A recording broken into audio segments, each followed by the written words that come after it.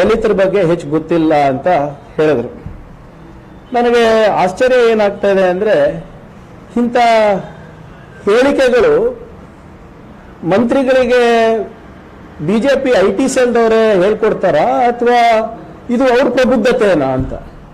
ಯಾಕೆ ಬೆಂಗಳೂರಿನಲ್ಲಿ ದಲಿತರು ಹುಟ್ಟಬಾರ್ದು ಅಂತ ಏನಾದರೂ ರೂಲ್ಸ್ ಇದೆಯಾ, ಅಥವಾ ಇಲ್ಲಿ ಹುಟ್ಟಿರುವಂತ ದಲಿತ ಬೇರೆ, ಮೈಸೂರಿನಲ್ಲಿ ಹುಟ್ಟಿರುವಂತ ದಲಿತರು ಬೇರೆನಾ?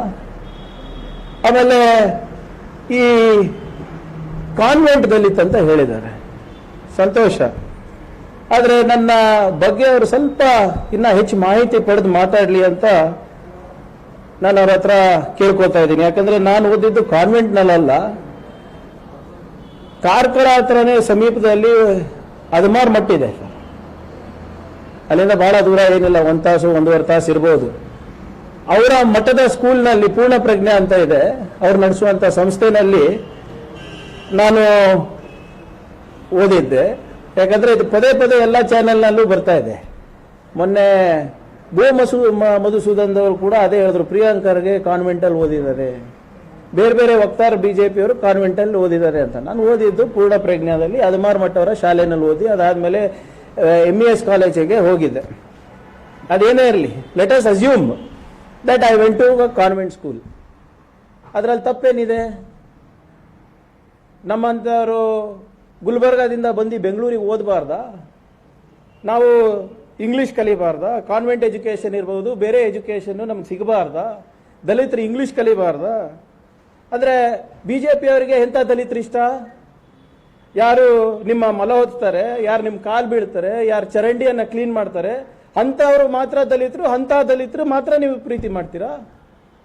ಅಂದರೆ ವಾಟ್ ಇಸ್ ದ ಮೀನಿಂಗ್? ನನಗೆ ಅದು ಅರ್ಥ ಆಗ್ತಾ ಇಲ್ಲ. Okay, I will agree to Mr. Sunil's comment. I am not only a convent Dalit, I am also a cosmopolitan Dalit. I am a constitution abiding Dalit. I am a conscious Dalit who believes in the philosophy of Baswanna, believes in the philosophy of Baba Saheb Ambedkar, who believes in the philosophy of Guru Narayan, and who believes in the Constitution of India. Do you have a problem with an English speaking Dalit, Mr. Sunil? Do you have a problem with a conscious Dalit, Mr. Sunil? Or is it the problem only with yourself or with your entire party? ಏನು convent ದಲಿತ ಅಂದ್ರೆ ಏನು? ನಿಮ್ದು ಅದು ಸಮಸ್ಯೆ ಏನಿದೆ ಅಂತ ನನಗೆ ಅರ್ಥ ಆಗಿಲ್ಲ. ದಲಿತರಿಗೆ ವಿದ್ಯಾಭ್ಯಾಸದಿಂದ ದೂರ ಇರಬೇಕಾ? ನಿಮ್ಮ ಚತುರ್ವರ್ಣದಲ್ಲಿ ನೀವೆಲ್ಲಿ ಏನು ಡಿಫೈನ್ ಮಾಡಿದಿರಾ ಅದು ಅಲ್ಲೇ ಇರಬೇಕಂತ ನಾವು? ಪ್ರತಾಪ್ ಸಿಂಹ ಅವರು ಹಿಂಗೆ ಮಾತಾಡ್ತಾರೆ, ಇವರು ಹಿಂಗೆ ಮಾತಾಡ್ತಾರೆ. ನೀವು ಸಾಮರ್ಥ್ಯ ಮೀರಿ ಪ್ರಿಯಾಂಕರ್ಗೆ ಮಾತಾಡ್ತಾರೆ ಅಂತ ಹೇಳ್ತಾ ಇದ್ದೀರಲ್ಲ, ನಾನು ಒಂದು ಚಾಲೆಂಜ್ ಕಟ್ತೀನಿ ನಿಮಗೆ. ಶಿಕಾಗೋ ಇಂದ ಹಿಡ್ಕೊಂಡು ಚಿತಾಪುರ್ನಲ್ಲಿ ನೀವು ಯಾವ ವೇದಿಕೆ ಸಜ್ಜು ಮಾಡ್ತೀರಾ ಸಜ್ಜು ಮಾಡಿ. You pick the topic. ಆ ಟಾಪಿಕ್ ಬಗ್ಗೆ ನಾನು ನಿಮ್ಮ ಜೊತೆ ವಾದ ಮಾಡಕ್ ತಯಾರಿದ್ದೀನಿ. ನೀವು ತಯಾರಿದ್ದೀರಾ? ಸಾಮರ್ಥ್ಯ ನಿಮ್ದು ಟೆಸ್ಟ್ ಆಗಲಿ, ನಮ್ದು ಟೆಸ್ಟ್ ಆಗಲಿ. ನೀವೇನು ಹೇಳ್ತೀರಾ? ನಾವು CM ಬಗ್ಗೆ ಮಾತಾಡಬಾರ್ದು ಅಂತ. ಯಾಕೆ CM ಬಗ್ಗೆ ಮಾತಾಡಬಾರ್ದಪ್ಪ? ನಿಮ್ಮ ₹2 ಟ್ರೋಲ್ಗಳು, ಬಾಡಿಗೆ ಭಾಷಣಕಾರರು, ನಿನ್ನೆ ಮೊನ್ನೆ ಆದಂತ MP ಗಳು MLAಗಳು ನೆಹರು ಅವ್ರ ಬಗ್ಗೆ ಮಾತಾಡ್ತಾರೆ, ಮನಮೋಹನ್ ಸಿಂಗ್ ಅವ್ರ ಬಗ್ಗೆ ಮಾತಾಡ್ತಾರೆ, ಸಿದ್ದರಾಮಯ್ಯ ಅವ್ರ ಬಗ್ಗೆ ಮಾತಾಡ್ತಾರೆ. ಅವ್ರಿಗೆ ಯೋಗ್ಯತೆ ಇದೆ, ನನಗೆ ಯೋಗ್ಯತೆ ಇಲ್ವಾ ನಿಮ್ಮ CM ಬಗ್ಗೆ ಮಾತಾಡಕ್ಕೆ? ನೀವು please be very clear in what you are talking. ಆಮೇಲೆ ಅರ್ಥ ಮಾಡ್ಕೊಳ್ಳಿ, I am also former minister, 2 time minister. I am an MLA from the opposition party. I am a spokesperson. ನಾನು ವಕ್ತಾರರು, ಕಾಂಗ್ರೆಸ್ ಪಾರ್ಟಿಯ ವಕ್ತಾರರು. ನನ್ನ ಜವಾಬ್ದಾರಿ ಸರ್ಕಾರದಲ್ಲಿರುವವರಿಗೆ ಪ್ರಶ್ನೆ ಮಾಡೋದು ಕೂಡ ನಂದು ಜವಾಬ್ದಾರಿಯಾಗಿದೆ. I am a watchdog of the democracy as per the constitution, Mr. Sunil. And ನೀವು ನನಗೆ ಪ್ರಶ್ನೆ ಕೇಳಬಾರ್ದು, CM ಬಗ್ಗೆ ಮಾತಾಡಬಾರ್ದು ಅಂತ. ನಾವು CM ಬಗ್ಗೆ ವೈಯಕ್ತಿಕ ಟೀಕೆ ಮಾಡ್ತಾ ಇದೀವೇನ್ರಿ? ಬಿಟ್ಕಾಯಿನ್ ಹಗರಣದ ಬಗ್ಗೆ ಮಾತಾಡಿದ್ರೆ ಅದು ತಪ್ಪಾ? SC ST ಬೋರ್ವೆಲ್ ಹಗರಣ ಬಗ್ಗೆ ಮಾತಾಡಿದ್ರೆ ತಪ್ಪ? ಯುವಕರು ನಿರುದ್ಯೋಗದಿಂದ ನರಳ್ತಾ ಇದ್ದಾರೆ. ನಿರುದ್ಯೋಗ is at it's peak, unemployment is at it's peak. PSI ಹಗರಣ ಮಾಡ್ತೀರಾ, ಅದ್ರ ಬಗ್ಗೆ ಮಾತಾಡಬಾರ್ದು ಅಂತೀರಾ? KKRDB ಕಲ್ಯಾಣ ಕರ್ನಾಟಕ ಅಭಿವೃದ್ಧಿ ನಿಗಮದಲ್ಲಿ ಏನ್ ನಡೆದಿದೆ? ಏನ್ ಮಾತಾಡ್ತಾ ಇದ್ದಾರೆ ನಿಮ್ಮ MLAಗಳು? ಅದ್ರ ಬಗ್ಗೆ ಪ್ರಸ್ತಾಪ ಮಾಡಬಾರ್ದು ಅಂತೀರಾ? ಕೇಸರಿ ಶಾಲೆ ಬಗ್ಗೆ ಪ್ರಸ್ತಾಪ ಮಾಡಬಾರ್ದು ಅಂತೀರಾ? ಏನ್ ನೀವು ಹೇಳ್ಕೊಂಡು ಕೇಳಕ್ಕಿದೀವ ನಾವಿವತ್ತು? ನಿಮಗೆ ನಾನು ಕೇಳಿರುವಂತ ಸರಳ ಪ್ರಶ್ನೆಗಳಿಗೆ ಉತ್ತರ ಇಲ್ಲ ಅಂದ್ರೆ ನೀವು ವೈಯಕ್ತಿಕ ಟೀಕೆ ಮಾಡ್ತೀರಾ? ಇದು ನಿಮ್ ಸ್ಟ್ಯಾಂಡರ್ಡ್ ಆಪರೇಟಿಂಗ್ ಪ್ರೊಸೀಜರ್ ನಂಗೆ ಬಹಳ ಚೆನ್ನಾಗಿ ಗೊತ್ತು. ನೀವು ಎಷ್ಟೇ ವೈಯಕ್ತಿಕ ಟೀಕೆ ಮಾಡಿದ್ರು ಬಿಜೆಪಿಯವರು, ನಾನು ಪ್ರಶ್ನೆ ಕೇಳೋದು ನಿಲ್ಲಿಸೋದಿಲ್ಲ. You are answerable to the people of Karnataka. ಕರ್ನಾಟಕದ ಜನರಿಗೆ ನೀವು ಉತ್ತರ ಕೊಡಬೇಕು, ನಮಗೂ ಉತ್ತರ ಕೊಡಬೇಕು. ನಾನು ಕೇಳಿರೋ ಪ್ರಶ್ನೆಗಳು ಏನಪ್ಪ RSS ಬಗ್ಗೆ, ಅದಕ್ಕೆ ಉತ್ತರ ಕೊಡಿ ಸ್ವಾಮಿ. 3-4 ಸರಳ ಪ್ರಶ್ನೆ. ಕ್ವಿಟ್ ಇಂಡಿಯಾ ಮೂವ್ಮೆಂಟ್ ಆಗ್ಬೇಕಾದಾಗ ಎಲ್ಲಿದ್ರಿ? ದಾಂಡಿ ಮಾರ್ಚ್ ಆಗ್ಬೇಕಾದ್ರೆ ಎಲ್ಲಿದ್ರಿ? ದುಂಡು ಮೇಜ್ ಸಭೆ ನಡಿಬೇಕಾದ್ರೆ ಎಲ್ಲಿದ್ರಿ? ಬಾಬಾ ಸಾಹೇಬ್ ಅಂಬೇಡ್ಕರ್ ಅವರು ಸಂವಿಧಾನವನ್ನ ಲೋಕಾರ್ಪಣೆ ಮಾಡಬೇಕಾದ್ರೆ ಕಾನ್ಸ್ಟಿಟ್ಯೂಂಟ್ ಅಸೆಂಬ್ಲಿ ಡಿಬೇಟ್ಸ್ ನಲ್ಲಿ ಎಲ್ಲಿದ್ರಿ? ಕಾನ್ಸ್ಟಿಟ್ಯೂಷನ್ ಅನ್ನ ಸುಟ್ಟಿ, ಸಂವಿಧಾನವನ್ನ ಸುಟ್ಟಿ ಮನುಸ್ಮೃತಿ ಕಾನ್ಸ್ಟಿಟ್ಯೂಷನ್ ಆಗ್ಬೇಕು ಅಂದ್ಬಿಟ್ಟು ತಾವು ಯಾಕೆ ಹೇಳಿದ್ರಿ? 52 ವರ್ಷ ಯಾಕೆ ಬೇಕಾಗಿತ್ತು ನಿಮಗೆ ರಾಷ್ಟ್ರಧ್ವಜವನ್ನ ಹಾರಿಸಲಿಕ್ಕೆ RSS ಕಚೇರಿನಲ್ಲಿ? ಸರಳವಾಗಿದೆ ಅಲ್ಲೇನ್ರಿ ಪ್ರಶ್ನೆಗಳು? ಸುಭಾಷ್ ಚಂದ್ರ ಬೋಸ್ ಅವರು ಇಂಡಿಯನ್ ನ್ಯಾಷನಲ್ ಆರ್ಮಿ ಮಾಡಬೇಕಾದಾಗ ನಿಮ್ಮ ಸ್ಟ್ಯಾಂಡ್ ಏನಿತ್ತು? ಹೆಗಡೆವಾರ್ ಅವರು ರಾಷ್ಟ್ರಧ್ವಜದ ಬಗ್ಗೆ ಏನ್ ಮಾತಾಡಿದ್ರು? ಇಷ್ಟೇ ತಾನೇ ಕೇಳ್ತಾ ಇರೋದು. ಇತಿಹಾಸ ಓದ್ಕೊಂಡು ಬರ್ಲಿ ಪ್ರಿಯಾಂಕರ್ಗೆ ಅಂತ ಹೇಳ್ತಾ ಇದ್ದೆ. ನನಗೆ ಗೊತ್ತಿಲ್ಲಪ್ಪ, ನೀವೇ ಹೇಳಿ ನಿಮ್ಮ ಇತಿಹಾಸ. ನಾನು ಓದಿರೋದು ನಿಮ್ಮ ಮುಂದೆ ಇಟ್ಟಿದ್ದೀನಲ್ಲ. ನೀವು ಇಷ್ಟೆಲ್ಲ ಮಾತಾಡ್ತೀರಲ್ಲ, ನನಗೆ ಆಯ್ತು. RSS ಬಗ್ಗೆ ನಿಮ್ಗೆ ಗೊತ್ತಿಲ್ಲ, ಬಿಜೆಪಿ ಕಾರ್ಯಕ್ರಮ ಬಗ್ಗೆ ನಿಮಗೆ ಹೇಳಕ್ ತಯಾರಿಲ್ಲ. ನಿಮ್ಮ ವೈಯಕ್ತಿಕ ವಿಚಾರನ ಹೇಳ್ಬೋದಲ್ಲ. ಮೋದಿ ಸರ್ಕಾರ ಯಾವಾಗ ಗುರುನಾರಾಯಣ ಅವರ ಸ್ತಬ್ಧ ಚಿತ್ರವನ್ನು ರಿಜೆಕ್ಟ್ ಮಾಡ್ತಲ್ಲ ನಮ್ಮ ರಿಪಬ್ಲಿಕ್ ಡೇ ಪರೇಡ್ ನಲ್ಲಿ, ಅವಾಗ ಯಾಕ್ರಿ ಸುಮ್ಮನಿದ್ರಿ? ಮಿನಿಸ್ಟರ್ ಮಾಡಬೇಕಾದ್ರೆ ಯಾವ ಕೋಟ? ಇದೇ ಕೋಟದಿಂದ ತಗೊಂಡಿದ್ದಲ್ಲ ನೀವು, ಗುರುನಾರಾಯಣ ಅವರ ಹೆಸರು ಹೇಳ್ಕೊಂಡು. ಅವಾಗ ಯಾಕೆ ಸುಮ್ಮನೆ ಇದ್ರಿ? ಇದೇ ನಿಮ್ಮ ಸರ್ಕಾರ ಪಠ್ಯ ಪುಸ್ತಕದಲ್ಲಿ ಗುರುನಾರಾಯಣ ಅವರಿಗೆ ಅವಮಾನ ಮಾಡಿ ಅವ್ರದ ಪಾಠವನ್ನೇ ಅವ್ರು ಕೈ ಬಿಟ್ಟಿದಾರಲ್ಲ, ಈಗ ಯಾಕೆ ಮಾತಾಡ್ತಾ ಇಲ್ಲ? ಮೋದಿ ಗುಣಗಾನ ಹಾಡಬೇಕಾದ್ರೆ ನಾಲ್ಗೆಲ್ಲ ಹರಿಯಾಯ್ತದೆ, ಬಾಯೆಲ್ಲ ತುಂಬಿ ಅಕ್ಷರ ಶಬ್ದಗಳು ಬರ್ತದೆ, ಬಾಯೆಲ್ಲ ತುಂಬಿ ಅವರಿಗೆ ಹೊಗಳಿಕೆ ಬರುತ್ತದೆ. ಆದ್ರೆ ಗುರುನಾರಾಯಣ ಅವರಿಗೆ ಅವಮಾನ ಆದಾಗ ಅವಾಗೇನು ನಿಮ್ಮ ತುಟಿಗೆ ಇದು ಹೊಲಿಗೆ ಹಾಕಿರ್ತೀರಾ? ಯಾಕೆ ಇಷ್ಟು ಆನ್ಸರ್ ಮಾಡಿಬಿಡಿ ಸಾಕು. ನೀವು ಇನ್ನ ನನಗೆ ಕಾನ್ವೆಂಟ್ ದಲಿತನ ಅನ್ನಿ, ನೀವು ಅಮೆರಿಕದಿಂದ ಬಂದಿರೋ ದಲಿತನ ಅನ್ನಿ, ಏನಾದರೂ ಅನ್ಕೊಳ್ಳಿ, I don't care. You have to answer my question. This is the question being posed by a convent Dalit, by a cosmopolitan Dalit and a conscious Dalit. Do you have the guts to answer these questions?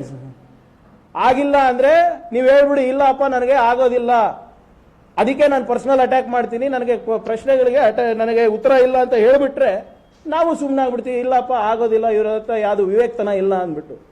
ಅದು ಇದು ಬಿಟ್ಟು ಇವರ minister, please talk ರೆಸ್ಪಾನ್ಸಿಬಲಿ. ನಾನೇನು ನಿಮ್ಮ ಬಗ್ಗೆ ಬಹಳ ಅಪಾರವಾದ ಗೌರವ ಇತ್ತು, ಯಾಕಂದ್ರೆ ನಿಮ್ಮ ಕಾರ್ಯವೈಖರಿ ಇರಬಹುದು. ನಾನು ಮೊನ್ನೆನೂ ತಮಗೆ ಹೇಳಿದ್ದೆ, ತಮ್ಮ ಕಚೇರಿಯಿಂದ ನೀವು ಬಂದಾಗೆಲ್ಲ ಇನ್ಫಾರ್ಮೇಶನ್ ಬರುತ್ತೆ, ಸರ್ ಬಹಳ ಒಳ್ಳೆ ಕೆಲಸ ಮಾಡ್ತಾ ಇದ್ದೀರಾ ಅಂತ. ಬಟ್ ನೀವು ಪಾಲಿಸಿ ಬಗ್ಗೆ ಚರ್ಚೆ ಮಾಡೋಣ, ತತ್ವ ಸಿದ್ಧಾಂತ ಬಗ್ಗೆ ಚರ್ಚೆ ಮಾಡೋಣ, ನೋ ಪ್ರಾಬ್ಲಮ್. ಪರ್ಸನಲ್ ಆಗಿ ಬೇಕಾದ್ರೂ ನಾವು ಚರ್ಚೆ ಮಾಡೋಣ. ಯಾವ problem with me being a convent Dalit? I cannot help it, I am sorry. You have to change your viewpoint. I am not ready, I am not here to change your view. ಆದಾಗ ನೀವು ಯಾಕೆ ಸುಮ್ಮನಿದ್ದೀರಾ? ಸ್ವಲ್ಪ ಅದು ಸ್ಪಷ್ಟತೆ ಕೊಡಿ. ಮುಂದುವರ್ತಾ ಈ ಪಠ್ಯ ಪುಸ್ತಕದ ವಿವಾದದ ಬಗ್ಗೆ ದಿನನಿತ್ಯ ನಮಗೆ ಏನಾಗ್ತಾ ಇದೆ ಅಂದ್ರೆ, ಈ ಸಮಿತಿಯ ಅಧ್ಯಕ್ಷ ಚಕ್ರತೀರ್ಥ ಮತ್ತೆ ಈ ಸಮಿತಿಯ ಪ್ರಬುದ್ಧತೆ ಬಗ್ಗೆ ನನಗೆ ಅನುಮಾನ ಬರ್ತಾ ಇದೆ. ಹೋದ ಬಾರಿ ಕೂಡ ನಾನು ಏನು ಹೇಳಿದ್ದು, ಈ ಸಮಿತಿನಲ್ಲಿ ಹೆಚ್ಚಿನ ಸಂಖ್ಯೆಯಲ್ಲಿ ಒಂದೇ ಸಮುದಾಯದ ಜನ ಇದ್ದಾರೆ. ಒಂದೇ ಸಮುದಾಯದ ಒಂದೇ ದೃಷ್ಟಿಕೋನದ ಜನ ಇದ್ದಾಗ ನಮ್ಮ ದೇಶದ ವಿಭಿನ್ನತೆ ಇರ್ಬೋದು, ನಮ್ಮ ಸೊಸೈಟಿನಲ್ಲಿರುವಂಥ, ನಮ್ಮ ಸಮಾಜಗಳಲ್ಲಿ ಇರುವಂಥ ವಿಭಿನ್ನತೆ, ವಿಶಿಷ್ಟತೆ ಇರ್ಬೋದು, ಅದು ಆ ದೃಷ್ಟಿಕೋನಕ್ಕೆ ಬೀಳೋದಿಲ್ಲ.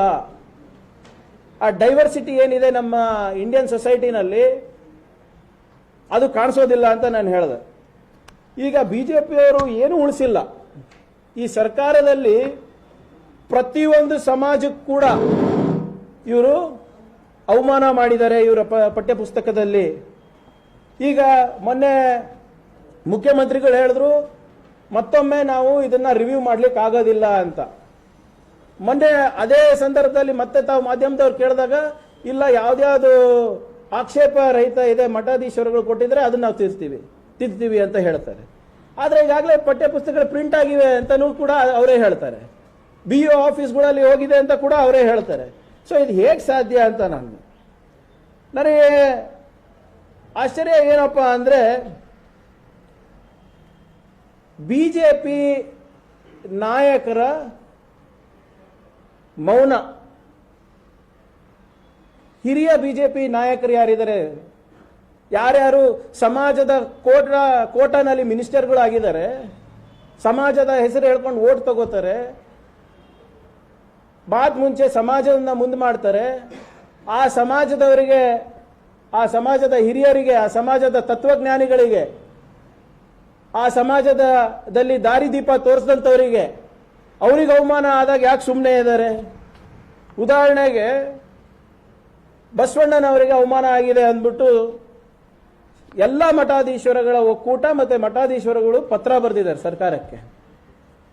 ಆದರೂ ಕೂಡ ಬಿಜೆಪಿನಲ್ಲಿ ಸ್ಮಶಾನ ಮೌನವಿದೆ. ಇದ್ರ ಬಗ್ಗೆ ನಾನು ತಮ್ಮ ಮುಖಾಂತರ ಆಗ್ರಹಿಸ್ತೀನಿ, ಮಾನ್ಯ ಯಡಿಯೂರಪ್ಪನವರಿಗೆ ಅವರ ಹಿರಿತನಕ್ಕೆ ನಾನು ಗೌರವ ಕೊಡ್ತೀನಿ. ಮೊನ್ನೆ ಸದನದಲ್ಲೂ ಕೂಡ ಬಜೆಟ್ನಲ್ಲಿ ಮಾತಾಡೋ ಸಂದರ್ಭದಲ್ಲಿ ಹಲವಾರು ಬಾರಿ ಯಡಿಯೂರಪ್ಪ ಸಾಹೇಬರು ಎದ್ದಿ ಇಂಟರ್ವೆನ್ಷನ್ ಮಾಡಿ ಸರ್ಕಾರಕ್ಕೆ ಸರಿಯಾದಂಥ ದಿಕ್ಕನ್ನು ತೋರಿಸಿದ್ದಾರೆ. ಈ ವಿಚಾರದಲ್ಲಿ ಮಾನ್ಯ ಯಡಿಯೂರಪ್ಪನವರು ಹೊರಗೆ ಬಂದು ಸರ್ಕಾರ ಇದು ತಪ್ಪು ಮಾಡ್ತಾ ಇದೆ, ಇದನ್ನ ಹಿಂದೆ ಸರಿಯಾದ ಒಂದು ಮಾರ್ಗದರ್ಶನ ಈ ಸರ್ಕಾರಕ್ಕೆ ನೀಡಬೇಕಂತ ನಾನು ನಿಮ್ಮ ಹತ್ರ ಆಗ್ರಹಿಸ್ತಾ ಇದ್ದೀನಿ. ನಾಡಗೀತೆ ವಿಕೃತಗೊಳಿಸಿ ಕುವೆಂಪು ಅವ್ರನ್ನ ಅಪಮಾನ ಮಾಡ್ತಾರೆ ಯಾರು? ಈ ಚಕ್ರತೀರ್ಥ. ಆದರೂ ಕೂಡ ಡಾಕ್ಟರ್ ಅಶ್ವಥ್ ನಾರಾಯಣ ಅವರು, ಅಶೋಕ್ ಸಾಹೇಬರು ಇದ್ರ ಬಗ್ಗೆ ಏನು ಹೇಳ್ತಾ ಇಲ್ಲ. ಇದರಲ್ಲಿ ರಾಜಕೀಯ ಮಾಡ್ತಾ ಇಲ್ಲ ನಾನು. ಕುವೆಂಪು ಅವರು ಯಾವ ಬಿಜೆಪಿ ಕಾಂಗ್ರೆಸ್ ಅಲ್ಲ, ವಿಶ್ವ ಮಾನವರವರು. ಅವ್ರು ನೀಡಿದಂಥ ಸಂದೇಶ ಈಗಲೂ ಕೂಡ ಪ್ರಸ್ತುತವಿದೆ, ಮುಂದೆ ನೂರಾರು ಶತಮಾನದ ಕೂಡ ಪ್ರಸ್ತುತ ಇರುತ್ತೆ. ಆದರೆ ಯಾವಾಗ ಒಕ್ಕಲಿಗ ಸಂಘದವರು ಇರ್ಬೋದು, ಸಮಾಜದ ಮಠಾಧೀಶ್ವರಗಳಿರ್ಬೋದು, ಶ್ರೀಗಳಿರ್ಬೋದು, ಇದ್ರ ಬಗ್ಗೆ ಧ್ವನಿ ಎತ್ತಿದಾಗ ಯಾಕೆ ಅಶ್ವಥ್ ನಾರಾಯಣ್ ಸಾಹೇಬ್ರು ಇರ್ಬೋದು, ಅಶೋಕ್ ಸಾಹೇಬ್ರು ಇರ್ಬೋದು, ಯಾಕೆ ಇದ್ರ ಬಗ್ಗೆ ಮಾತನಾಡ್ತಾ ಇಲ್ಲ? ನೀವು ಮಾತನಾಡಿಲ್ಲ ಅಂದ್ರೆ ಮೆಸೇಜ್ ಏನು ಹೋಗುತ್ತೆ ಗೊತ್ತಾ ಸರ್? ತಾವು ಇದಕ್ಕೆ ಒಪ್ಪಿಗೆ ಇದೆ, ಈ ಸಮಿತಿ ಅಧ್ಯಕ್ಷದ ಏನೇನು ಹೇಳ್ತಾ ಇದ್ದಾರೆ, ಬರೆದಿದ್ದಾರೆ ಸಾಮಾಜಿಕ ಜಾಲತಾಣದಲ್ಲಿ, that means you are in agreement. You are sending the wrong signal. It is not about politics, it is about literature, it's about history. ಸಮಾಜದಲ್ಲಿ ಒಂದು ಸಂದೇಶವನ್ನು ನೀವು ಕೊಡಬೇಕಾಗ್ತದೆ. ನಮ್ಮ ಶ್ರೀರಾಮುಲು ಅವರಂತೂ ಗಾಯಬೇ ಆಗಿಬಿಟ್ಟಿದ್ದಾರೆ. ಶ್ರೀರಾಮುಲು ಸಾಹೇಬ್ರು ಎಲ್ಲಿದ್ದಾರೆ ಗೊತ್ತಾಗ್ತಾ ಇಲ್ಲ.